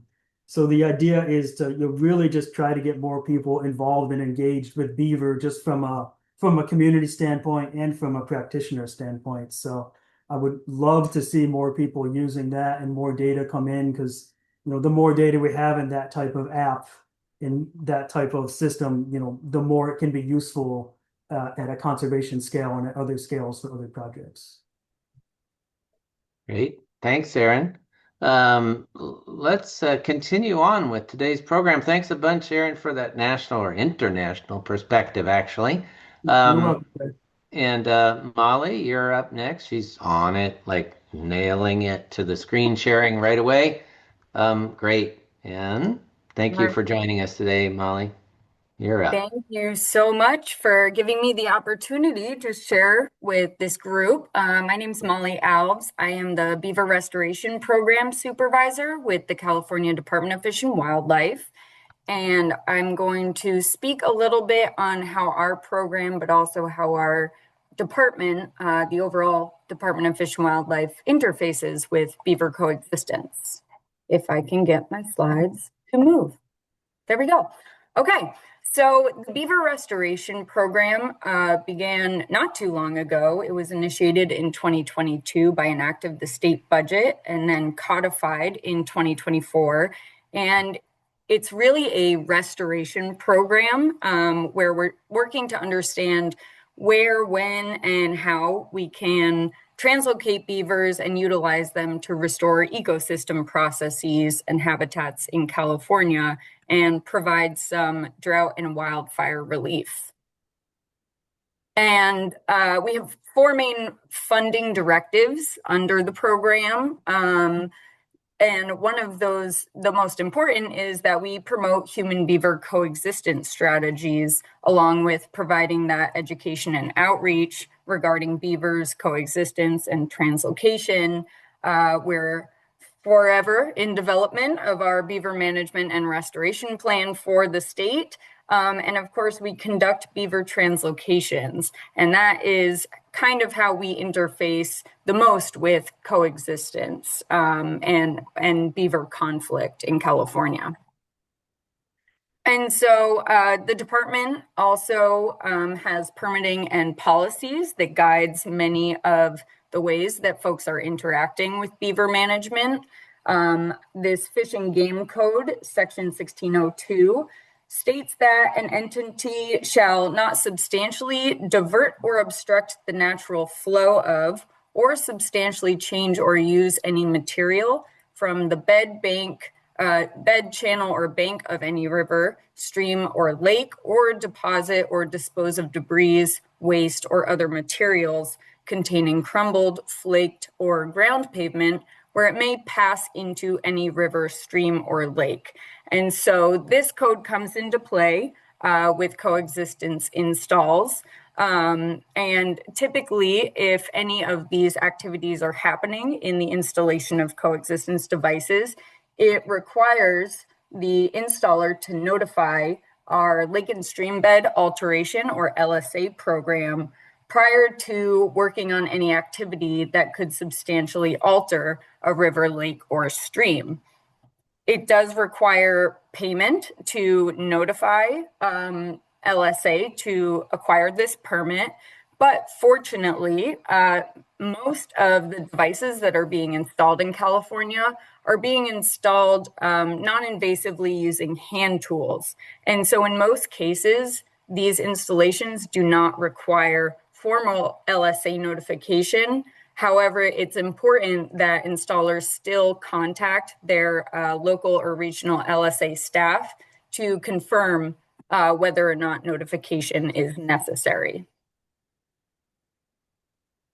We also have a beaver depredation policy in the state, and it's important to know from our perspective, this depredation policy states that CDFW shall issue permits. And so when folks submit conflicts to our wildlife incident reporting system, we are required to issue them a depredation permit. However, in 2023, we made some changes to that policy that now gives us the opportunity to better assess the benefits and impacts of beaver removal from a conflict site to listed species under our purview, to identify and recommend feasible non-lethal deterrent or coexistence strategies. And our conflict responders, you'll hear more in a bit from Alex about our human-wildlife conflict program. Our conflict responders now have the ability to issue permits that have conditions on them. And so if someone asks for a permit, we shall issue that permit. However, we can place conditions on those permits that the landowner implement some coexistence strategies prior to requesting a future permit, or else it may be more difficult for them to acquire a depredation permit in the future. So the depredation policy updates, we really wanted to see these changes to promote human-beaver coexistence. And the way that it works, between April and October, beaver can only be lethally taken by acquiring a depredation permit from CDFW for beavers confirmed to be damaging, destroying, or immediately threatening to destroy land or property. And the way that landowners connect with us is via submitting these conflicts on the CDFW Wildlife Incident Reporting System. And Gray mentioned earlier, thank you, Gray, that we're still encouraging landowners that are working directly with the help desk to submit these wildlife incident reports. You don't necessarily have to submit a report requesting a depredation permit. You can inform the department that you are working on coexistence, but it's pretty critical for us to continue to track the conflict data, the locations, the types, so that we can better manage beavers statewide. And so where our program comes into play, we do a lot of coordination because our staff are not able to provide technical assistance when it comes to coexistence. So we are coordinating directly with our headquarters and regional conflict responders. And in specific cases where they have questions about whether or not coexistence is a feasible solution to a specific case, we provide non-lethal recommendations. And we also have resources on our webpage for landowners, agencies, and organizations where they can find funding sources to help offset the cost of coexistence. In terms of our translocation work, there is a direct nexus to conflict. Although the goal of our translocations is purely based in restoration, not necessarily conflict resolution, but when it makes sense for us, conflict beavers are used and captured from these sites as source beavers for our restoration projects. So we are identifying these source beavers from that wildlife incident reporting system where no viable coexistence solutions are feasible at that site, particularly in our valley lands where beavers are doing a lot of burrowing into earthen dams and roadways and compromising those structures. There aren't very simple solutions to beaver burrowing. And so those are really the cases that we are targeting and asking our conflict responders to communicate with us so that we can prevent the issuance of depredation permits and place those beavers in areas where their activity will be more appreciated.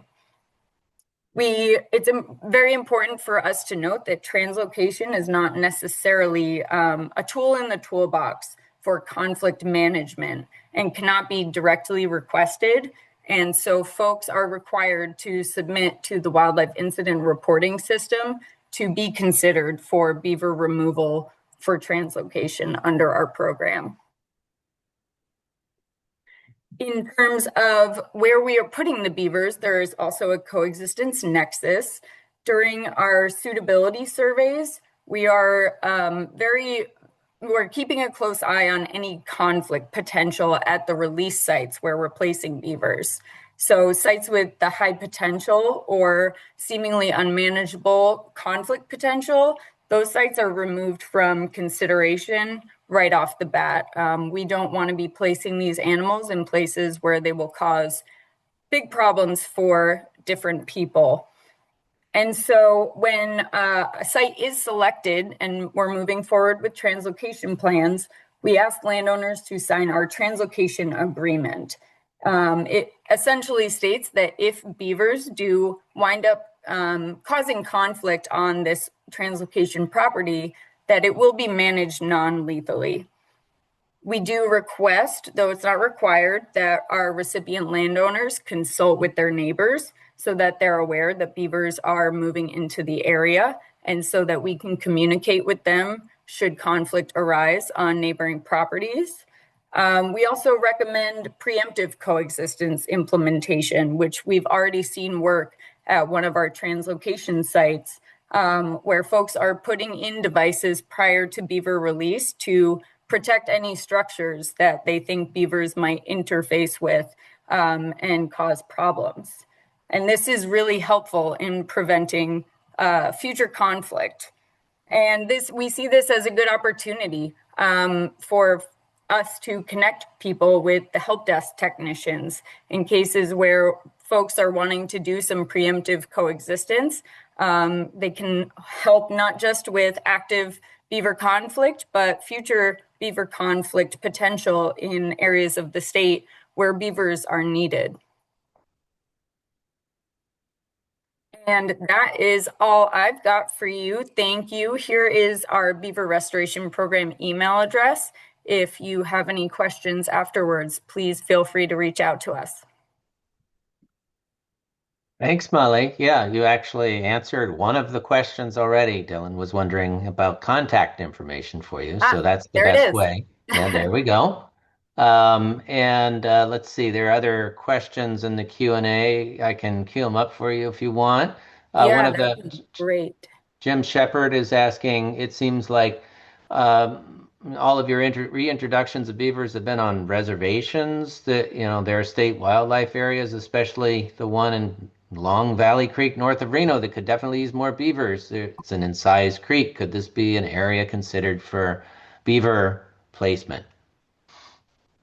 Yeah, so we actually expanded the program last year. Our initial pilot projects occurred on tribal lands, but we now have 5 new active projects on non-tribal lands, and we're implementing more this year. In terms of locations where you think beavers might be beneficial, one thing that we ask is that if folks are wanting to place beavers on their property, we need a proposal to come from the landowner themselves. And so if you know of someone who might want us to come assess their property for beaver habitat suitability, I would encourage them to go to our website. Our site suitability scorecard is listed there so that folks can get an idea of what exactly we're looking for in our assessments. And they can also find a link to the proposal form. Thanks a bunch. Heads up, anonymous attendee, you have a question that's incomplete regarding Fish and Game section 1602:O's CDFW. I think you might want to get back on there and type the rest of the question. Juliana is asking a question for you, Molly. Do beavers get translocated often? And maybe also relates to Rick Landman's question, sort of, yeah, how much is this translocation happening? And it seems like Rick's making a point that like Utah's doing 10, when will California scale up?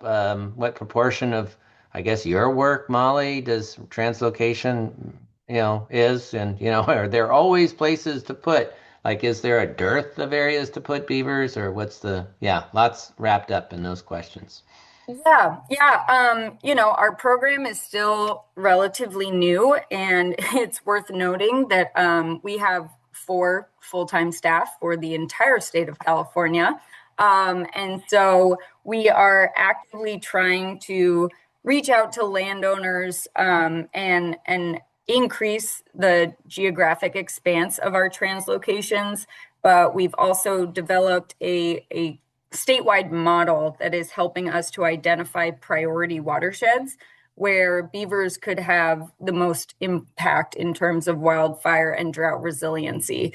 And so we're really looking to expand the management across jurisdictional boundaries, if you will, in places where beavers have already been placed, but also identify new areas where we can introduce beavers to increase the genetic diversity of currently isolated populations or establish new populations in areas where beavers have been absent for quite some time but are historically native. And so expansion is really, the capacity is the biggest limiting factor, but we are starting to get more and more proposals, which is very exciting. Yeah, it just takes a long time to assess all of those sites. We do a lot of driving, but yeah, we for those that are interested in updates, I am just putting the final touches on our progress report for last year. So that should be coming out within the next couple of weeks, available on our website. So keep an eye out for that, and expect more projects to be initiated this year. Thanks a bunch, Molly. Let's take the question from Brianda. Does CDFW have any authority over translocation from a tribal sovereign nation to another tribal sovereign nation? You mentioned that CDFW does not provide technical assistance. Correct. 2 questions. Let's see. I'm going to try and pull that up so I can read it. Okay. I don't miss any of the details. Right. I can repeat it too if that helps. Okay. So we do not provide technical assistance specifically when it comes to coexistence, but we are the only entity that is able to translocate beavers within the state. However, sovereign nations are able to do whatever they want as long as it's on their managed lands. But that is a very good question about taking beavers from one sovereign nation and placing them on another. And I would ask you to follow up with me because we can connect with our tribal liaison who might have a better answer to that question. And Brianda, again, we're keeping this slide up because I know you want to write down that email address for a beaver restoration program. Thanks, Molly, for putting it there. Let's see if we can tackle this one. Anonymous attendee, thanks for retyping your question regarding Fish and Game Section 1602. Will CDFW agree that the installation of flow devices typically do not substantially divert or obstruct flow or substantially alter a stream? Hold on, just pulling this up. Yep.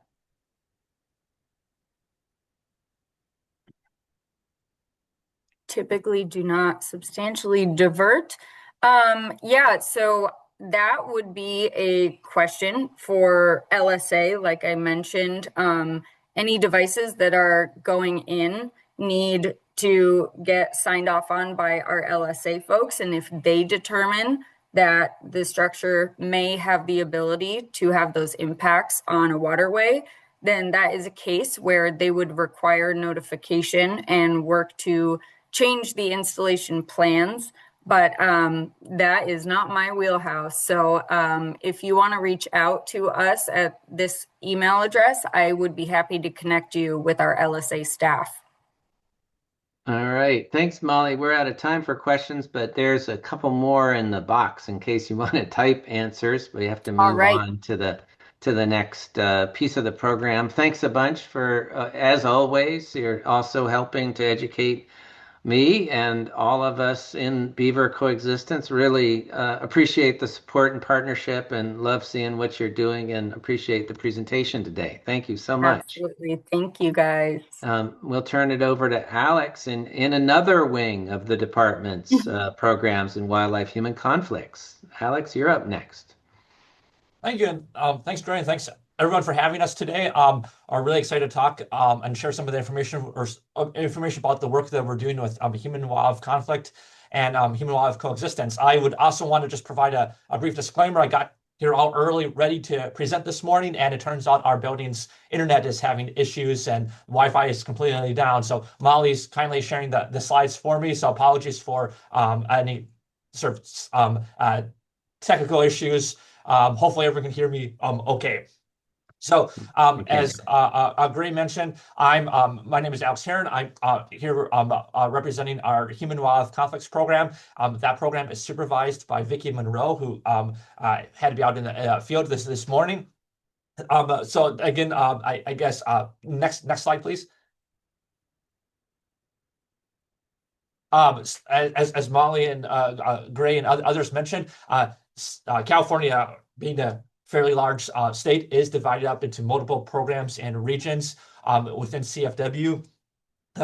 We have essentially 6 inland terrestrial regions, and then the 7th region is our marine region that extends along the coastline. In addition to our regional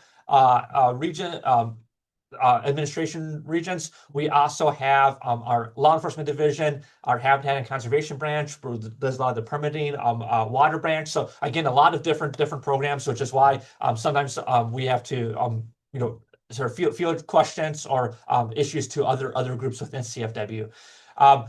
In the terms of we have staffing. The department has over 3,500 staff, but again, that includes staff for all aspects of fish and wildlife. So from fisheries, habitat conservation.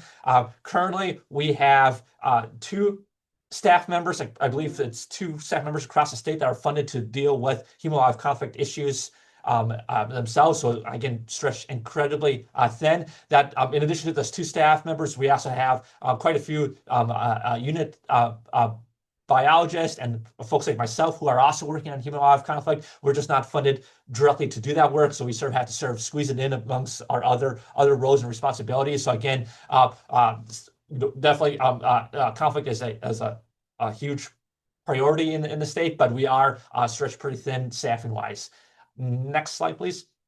So our conflicts program is within our wildlife branch and within our wildlife health laboratory. So our wildlife health laboratory looks at a range of different issues, ranging from avian health investigations, big game, deer, elk, bighorn sheep, as well as our human dimensions of wildlife conservation. That's the program that I'm a research scientist for, looking at how humans interact with wildlife and how people's behavior and attitudes influence wildlife conservation management. Large carnivore research, native wildlife rehabilitation, and animal welfare, which also includes there are a few wildlife rehabilitation facilities in the state that rehab injured or orphaned beavers, and non-game investigations. So essentially any species that is not hunted in California, species of special concern are also their health issues and mortality issues are investigated by our laboratory, as well as we have a wildlife genetics research unit. Next slide, please. Within our sort of sub-program of the Wildlife Health Laboratory, Vicki Monroe oversees our human-wildlife conflict programs, which is sort of an umbrella of 4 different programs. One is the statewide human-wildlife conflict program, which currently doesn't have any dedicated staff members reporting specifically to that program. Instead, it's sort of a program where multiple folks are working on it as in addition to their other roles and responsibilities. The human dimensions of wildlife conservation, which as I mentioned was the program where I'm the research scientist for, looking at human behavior and human attitudes towards wildlife and wildlife conservation. We have our native wildlife rehabilitation program and our large carnivore research program, looking at mountain lions and gray wolves, in addition to other large carnivores. Next slide, please. So getting into human-wildlife conflict, again, this is definitely a really important issue. California has over 40 million people, lots of wildlife, also a lot of diverse views about how wildlife should be handled and managed across the state. Since 2017, we've had approximately 56,000 to 60,000 reports of human-wildlife conflict that staff help respond to. We know that wildlife conflict is often not reported to the state. We only get the reports of folks who are reporting directly to CFW, or maybe indirectly that they report to a sheriff or police department, and they in turn respond to forward those reports to us. So again, we know that a wildlife conflict is underreported, and this is just sort of the fraction of conflicts that are reported to us as the department. So again, a lot of folks, I would say probably the biggest form of wildlife conflict interactions are sort of the backyard animals, wildlife, raccoons, opossums, etc., start getting into pet food, trash, or gardens, those are often not reported to us. What the department gets reported to are conflict with black bears, mountain lions, wild pigs, coyote, and then as you can see, beaver also make that sort of the list of the most frequently reported conflicts. But I put this up here just to sort of emphasize that as as common as beaver conflict is reported to us, it is not in the I guess it is in the top 5, but it's the 5th of the top 5 of the species reported. So we are again just emphasizing sort of what Molly said, that when it comes to beaver conflict, the department is stretched pretty thin. Again, beaver definitely causing property damage is definitely a concern that we take seriously. But when there's a mountain lion or black bear stuck in someone's house, those incidents get sort of have to be moved more to and more of an immediate priority in terms of triaging the types of incidents we respond to. Next slide, please. Just looking at specifically for beaver depredation permits, this is the information that comes from our wildlife incident reporting system. You can sort of see that where the reports are coming from in the state. And again, this is not to imply that these are the only areas experiencing beaver conflict. This is just the areas that have reported to us and have received a depredation permit. So again, we understand that there's definitely beaver interactions and beaver conflict are more widespread than this. These are just the, but unfortunately we can't assist folks who do not let us know that there's having a problem.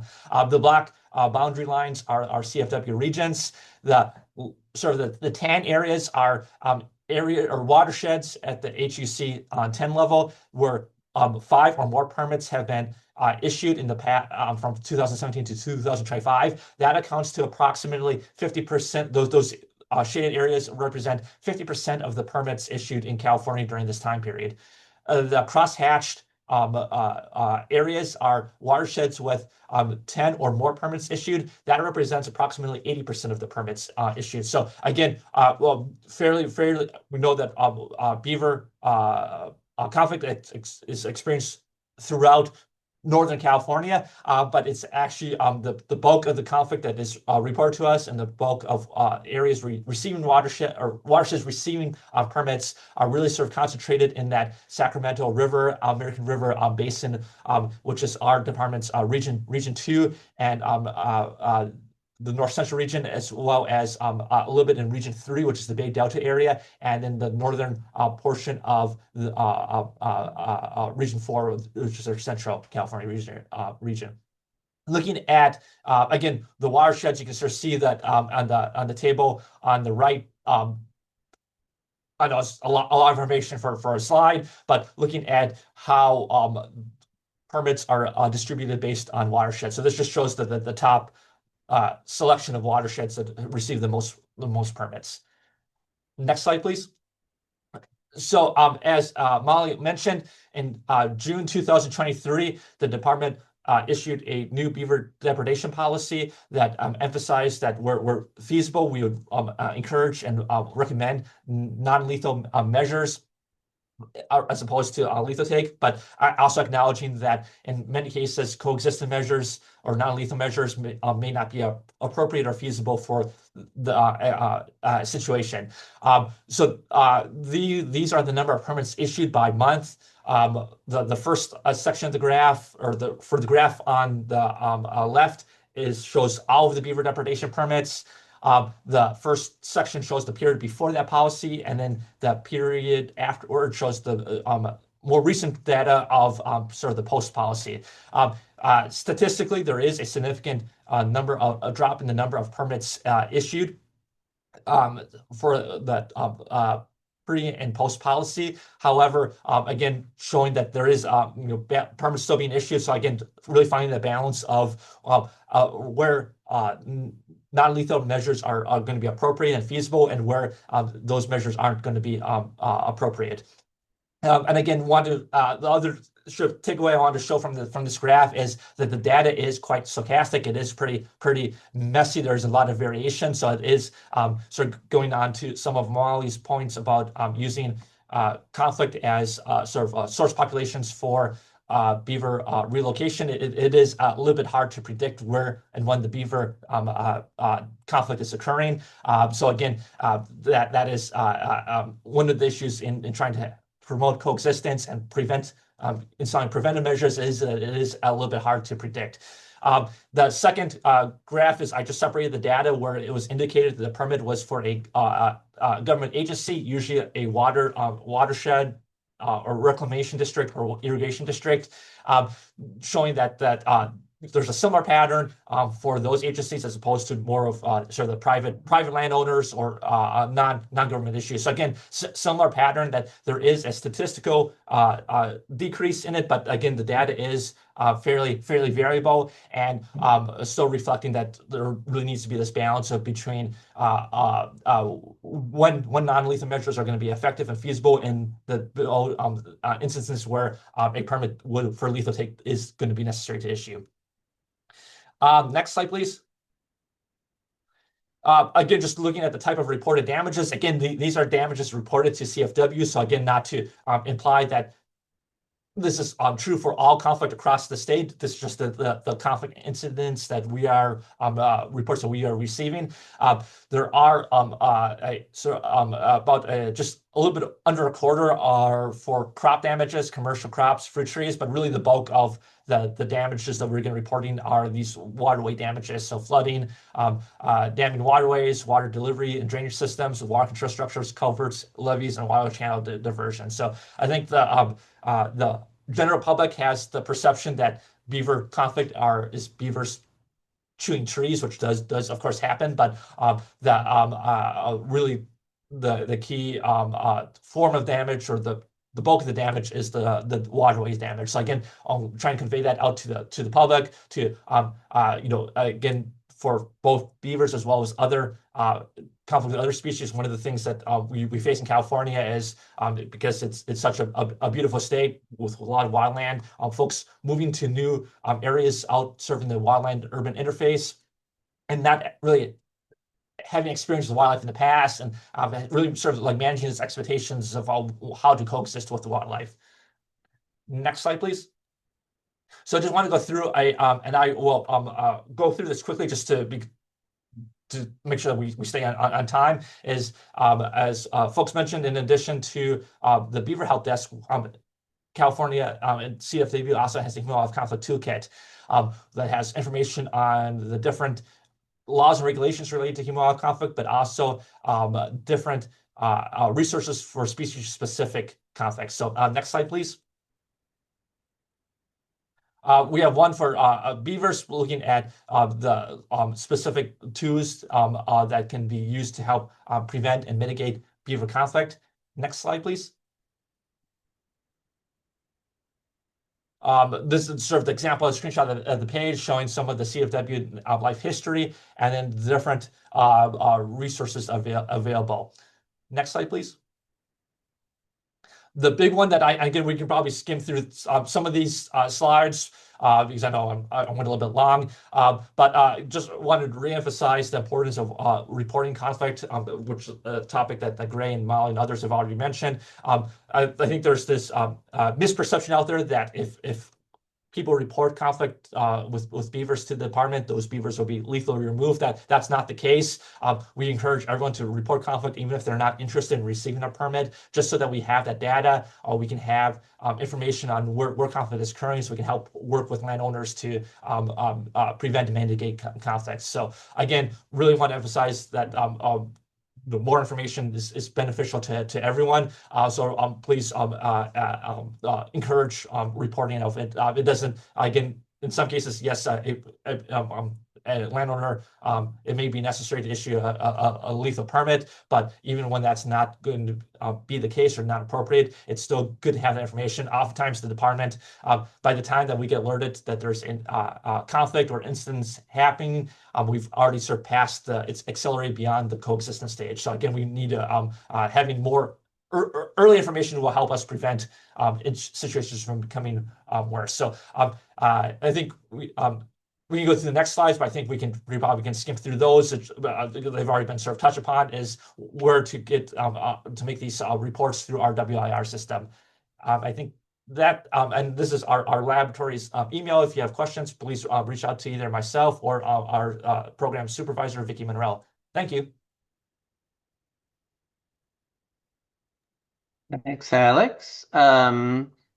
Encouraging people again. It's a broken record. Please enter your questions in the Q&A box. We have no questions specifically for Alex right now, but maybe somebody's going to come up with one. We do have a backlog of questions for Molly, however, who's been operating the slides, so hasn't been able to get to those yet. So hang tight. Any questions for Alex? We'll wait a couple of seconds here to see if somebody's typing something actively. But thank you, Alex, for your work with, as you say, spread thin, one of too few people working on wildlife-human conflicts in the department directly. Thank you for all that overview and amazing data. Yeah, it's great to see the data. Thanks so much for pulling the beaver data out for your presentation. I see no questions for you directly, Alex, so maybe you'll get some on that email. Thanks again. We're going to sail forward with the program so that maybe we have time for questions and discussion a little bit. I'm going to share my screen here. So I want to let people know how you can get, or how you can tell other people to get information from the Beaver Help Desk. So I'll go through each of these things briefly, and a training and how to use the Beaver Help Desk and how we get people assistance for Beaver Coexistence. So again, a QR code here, encouraging the first step is to fill out this form. This is the gateway to get Beaver Coexistence assistance. Of course, we want you to fill out that wildlife incident reporting thing as well. But here is the help. I need help with beavers. And then the next thing that happens is if it's indeed a situation where beaver coexistence, non-lethal beaver coexistence strategies could work, we're going to encourage you to contact one of the many experts, the Beaver Pros, at our Find a Pro webpage. This is an interactive map there. You can click on your county, and a list of people working, for instance, in Mono County will come up. You can print that if you like and contact who you want to work with. We are offering full coverage, as David said, for a free site assessment. So that person that you pick is going to be able to come out and check out your situation, take pictures, measurements, etc. And look, they're going to see if it's beaver, they take measurements and produce a site assessment report for you. And then in that site assessment report, we'll spell out the actual costs for doing beaver coexistence. And if you want help with those costs, you fill out a financial assistance application that looks like this. And here's where it is on our web. We have grant money. Currently, our program grant money goes through March 1st of 2027. We started saying we would cover half of the expenses, but if you're really, like David said, one of those individuals or entities who has no money, please let us know. And we're going to try and negotiate more than a 50% cost share on that, if that's necessary. And so we say, we've got a project, we've got a site assessment, we have an application, we've figured out the finances, and now it's time to sail forward. There's a very short contract we call a landowner agreement. And then we ask that we fill this out. This is our contract between OEC and the landowner. OEC's hiring the contractor. And part of the landowner agreement that I should let you know about is that it requires the CDFW to access the site for 10 years. They want to come and take pictures and see how that coexistence project is working. And then we get to project implementation. And that means we're going full guns, getting these projects done. Heads up, oftentimes these are important to do before the big rains come. So this is the time to get going. And again, the monitoring takes place afterwards. We take before and after pictures, and then a person or two from CDFW may come out and take pictures to monitor. We want to encourage you to use the Beaver Help Desk. Please check it out early and often. There's lots of information about what can and cannot work. Great resource for all of Beaver Coexistence curious people. I will take questions, and I see one already from Kyle Pickett. Kyle is asking, is the funding available for projects other than just water flow measures? We are more concerned about burrowing, but also with water flow. Yeah, burrowing is one of the, like I think Molly said this, was as the beavers start digging into California's levee system, which is already challenged due to age and sea level rise and climate change. We don't really have a solution for burrowing in those levee systems. We want to try where it's possible at, limited burrowing. The suggestion is to put chain link fence over where they burrow, but that presents its own challenges at scale, or if you're maintaining levees with mowing equipment, that's not a great idea. But yes, we have funding available for other, not just flow measures, but also tree wrapping or tree painting. That one is possible. Yes, thanks for your question, Kyle. Let's see, anonymous attendee asking, is the site assessment covered for a municipality? Yes, we do free site assessments for everybody. Yes, that's the door opening moment. It really helps you to get to know one of our coexistence contractors. It really looks carefully at what is feasible. We think that information is very important for everybody right now. Yes, we can cover site assessments. All right, those are the questions for me at this stage. If anybody else has questions, it's time to put a answer in the Q&A box. We will answer it. And now we have time for more of an open forum to go back and discuss questions. I have one right now that I wanted to revisit from Rick Landman. I think this is super important. If you're a panelist, please turn on your video because some of these are going to come to you. And in particular, I think maybe Kathy. Rick's question is, do resource conservation districts help landowners with permitting or consulting fees? Kathy, you've had some experience with RCDs. Can you describe their role in your project and what you think of RCD assistance with this kinds of work in general? So far, my interaction with my local RCD has been super positive and supportive. They were able to help us with the CEQA notice of exemption for a project last year, and were very enthused to do so, even offering to send their staff to help us do the installation. To be able to do that for a project, they have to be part of the funding. And so they funded a bench and a sign for that project. And I look forward to working with them further. Thank you. Yes, and I will reflect, for other Beaver pros that my office has dealt with everywhere we've touched. The RCDs have stepped right in to help with permitting. They're used to this kind of thing. And we, in some cases, have helped pay for their time to do the permitting, so that's possible as well. But they're local experts in this stuff, and so they've been super helpful. Thanks, Rick, for that question. And I think part of your question was also in helping with consulting fees. Let's see, we're able to cover the consulting fees with our grant program right now. We are interested. Somebody asked, what's the long-term fate of the Beaver Help Desk? And so we are, in close partnership with the RCDs and thinking about who, after grant funding runs out, could help with beaver coexistence statewide. RCDs seem to be a logical solution to this issue. For some of you who have worked, and I know David did, in the forestry realm, with the forest health work that the state has ramped up, that RCDs are essential.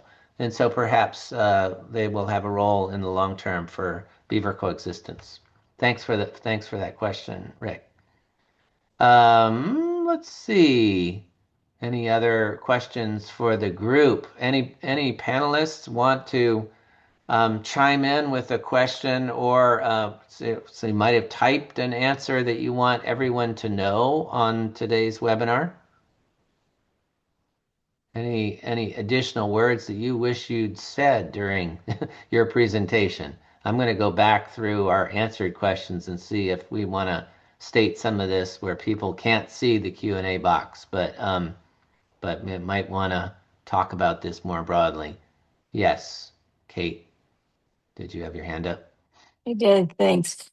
Yeah, so it's great to see that we have folks on this call or webinar from not only other states, but other nations and tribal nations. And so, we're all learning to do this together and learning from one another. And thankfully, California right now has had the resources to take the next step and create this program. And we are continuing to evolve it as we go based on feedback from landowners and all the different agencies that we're working with. And so it's a collaborative effort, and we really want everyone's input, and we really want to continue to make this better and to continue to aggregate the resources so that we can continue this program, but then others can learn from our example as well, and it can be replicated in other states. I saw a question there about Oregon, and Aaron, maybe you can chime in about this, but as far as I know, California is the only state so far that has its own dedicated help desk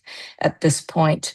And so thankfully, some of our states do have good NGOs that are responding to coexistence conflicts and helping provide that resource. And if you need help, finding out who those organizations are, Beaver Institute has some really great resource pages and links to all the different orgs that are doing this work across North America. So I'll stop there. Thanks. Yep. Thanks, Kate.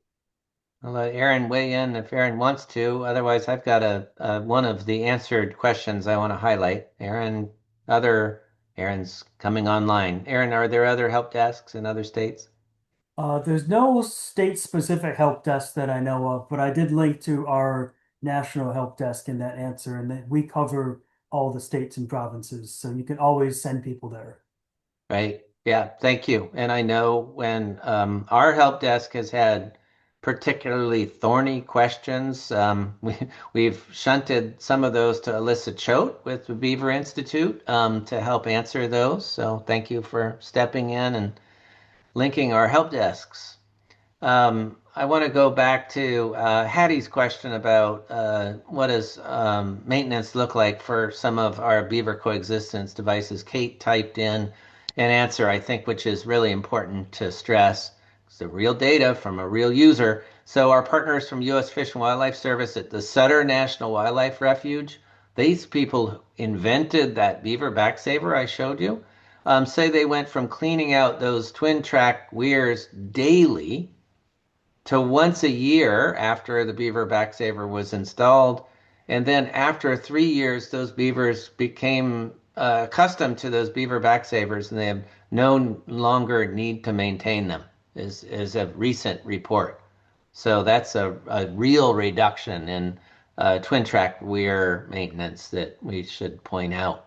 So thanks. Yeah, thank you, Kate, for pointing that stuff out. Do we have any new questions for the group? I'm scrolling down. Yes. All right. We're open to questions, and our panelists are also busily typing away answers. And if any of our panelists wanted to say something that they typed in, that might be important, because not everybody's able to look carefully at the Q&A box. So if one of you typed in an answer and you think that everyone listening watching should hear, that would be now is your moment for that. All I right. agree. I had one quick thing, if that's okay. Yep. Go for it, Alex. So, Yeah. and I noticed in the chat, some folks were asking about sort of the sort of questions about the depredation regulations versus the depredation policy. As Molly put in, that the depredation policy is that permits shall be issued. That's actually and then there interestingly for beaver and gray squirrel, depredation take reporting is not required. Other species it is. That's actually in the Title 14 Code of Regulation. So any changes to that would require a regulatory change through the California Fish and Game Commission, which is a separate organization than CFW. So again, just emphasizing that there's a difference between the depredation regulations versus the CFW's depredation policy that Molly and myself sort of talked about a little bit. So again, I know it gets out a little bit confusing of who's involved with what, but I just wanted to provide it out there for folks who aren't able to see the chat. Thank you. And maybe Alex and Molly, there seemed to be a bit of energy around this, like, oh, there's a lot of depredation. Can't you just move all those beavers? Like, what's the problem? Why can't you just move all those beavers and reduce the depredation rate? And I think it might be worth sort of chiming in about that because there were several people asking, yeah, about this issue. Yeah, absolutely. On the one hand, I've mentioned we have a very, very limited capacity within our program. And the logistics of beaver capture and proper translocation takes a lot of time. And we have a vested interest in doing this not only humanely, but efficiently so that the beavers that we're moving are in the best possible physical conditions so that they not only survive but can build structures, and we all can reap the benefits of the ecosystem services that they provide where they're being placed. And so it takes quite a long time. Not only that, our program operates seasonally so as not to interfere with the reproductive cycles and other natural cycles of beaver. And beaver removal in general, we know, does not necessarily resolve long-term conflict. If you have beavers on your property now, they will likely be back in the future. We're just creating some beautiful open habitat for the next dispersing subadult that swims downstream. And so that's why we are primarily a restoration program, not a conflict management program. We are interested in placing beavers in areas where they are most needed and are currently absent or struggling to reestablish. And so in removing beavers from these sites, we're not resolving conflict. We're just delaying it by a year or two. And so that's why our program is really trying to push education and new programs like the help desk, because we think coexistence is a much more feasible long-term tool to resolve conflicts in California. And so we're really hoping that, with the existence of the help desk program and all of the folks that they've certified, that will be the best way to see reduction in the issuance of depredation permits. We are just specifically identifying those conflict cases where coexistence is not a feasible resolution, and essentially repurposing those beavers and working with them to meet our restoration goals in the areas where they're being placed. Thank you, Molly. And I want to add on to that. If the 65 people listening, and who knows how many people are going to watch the recording, at least that in our experience, if all of us understood and were able to communicate where beaver coexistence strategies are possible and likely to work, if all of us have that at the tip of our tongue, we're going to be able to change a lot in California in terms of people's fear and wanting to kill beavers. So again, I'll reiterate this. Where beavers are interfering with culverts, right? Or these twin track weirs, those are solvable, right? That's an easy fix. Mike and Aaron and their team have done this hundreds of times over 30 years. We can protect those flow control, those flow devices, culverts and weirs with coexistence. That's something that's easy to solve and inexpensive, right? And where beavers are causing flooding, we can reduce the flooding to an acceptable level through flow control devices over those dams. That's possible, right? And where beavers are causing vegetation damage with trees and bushes and that, we know how to fix those things. And so Alex pointed out, a lot of this has to do with flooding and flow. We ought to, let people know this is solvable.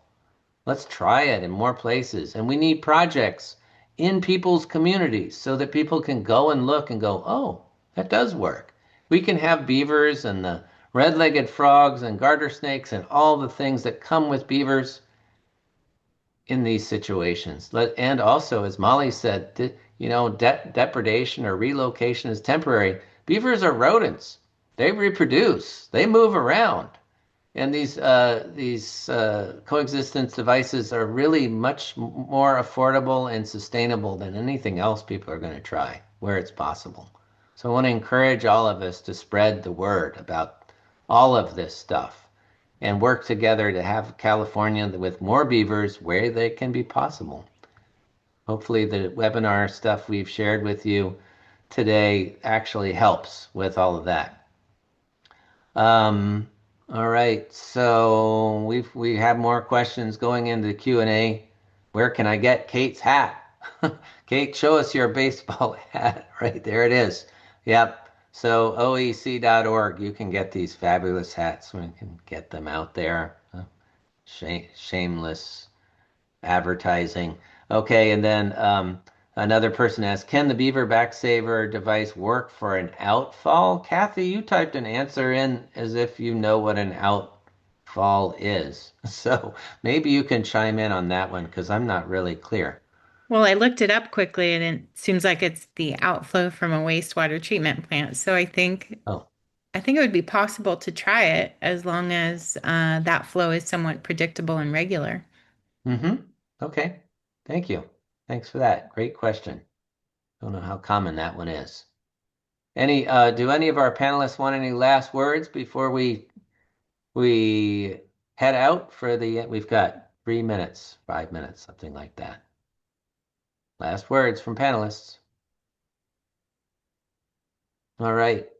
Well, I want to thank everybody, the panelists, our presenters, and all of you who took time out or whose organizations gave you the opportunity to attend today to learn more about beaver coexistence. As I mentioned at the outset, a recording will be available. Hopefully you can share that around. I am very pleased. I think we are all very pleased to see the interest in beaver coexistence, the energy behind it. I was super impressed by people who signed up to be here today. You are the people we want to help be community with in these practices to be gaining an understanding of what works, where it works, how we can work together to do beaver coexistence in California. Thanks again to our funders at CDFW and all of our partners to make today's webinar happen. Thanks so much for being here today. When you leave, if you're a participant, you're going to get a moment to fill out an evaluation. Please help us do that. If you want to drop us a line, please also do that. How can we make these educational opportunities more effective, reach more people? We want the feedback. Please take the time to give it to us. And again, thanks so much for being here. We hope to see you out in the field. We hope to see energy around the Beaver Help Desk. We're looking for more people seeking assistance. We want to keep giving that. So thanks again. Thanks for your time. We'll see you around. Thank you, everyone. Thank you. Thanks, y'all. Take care.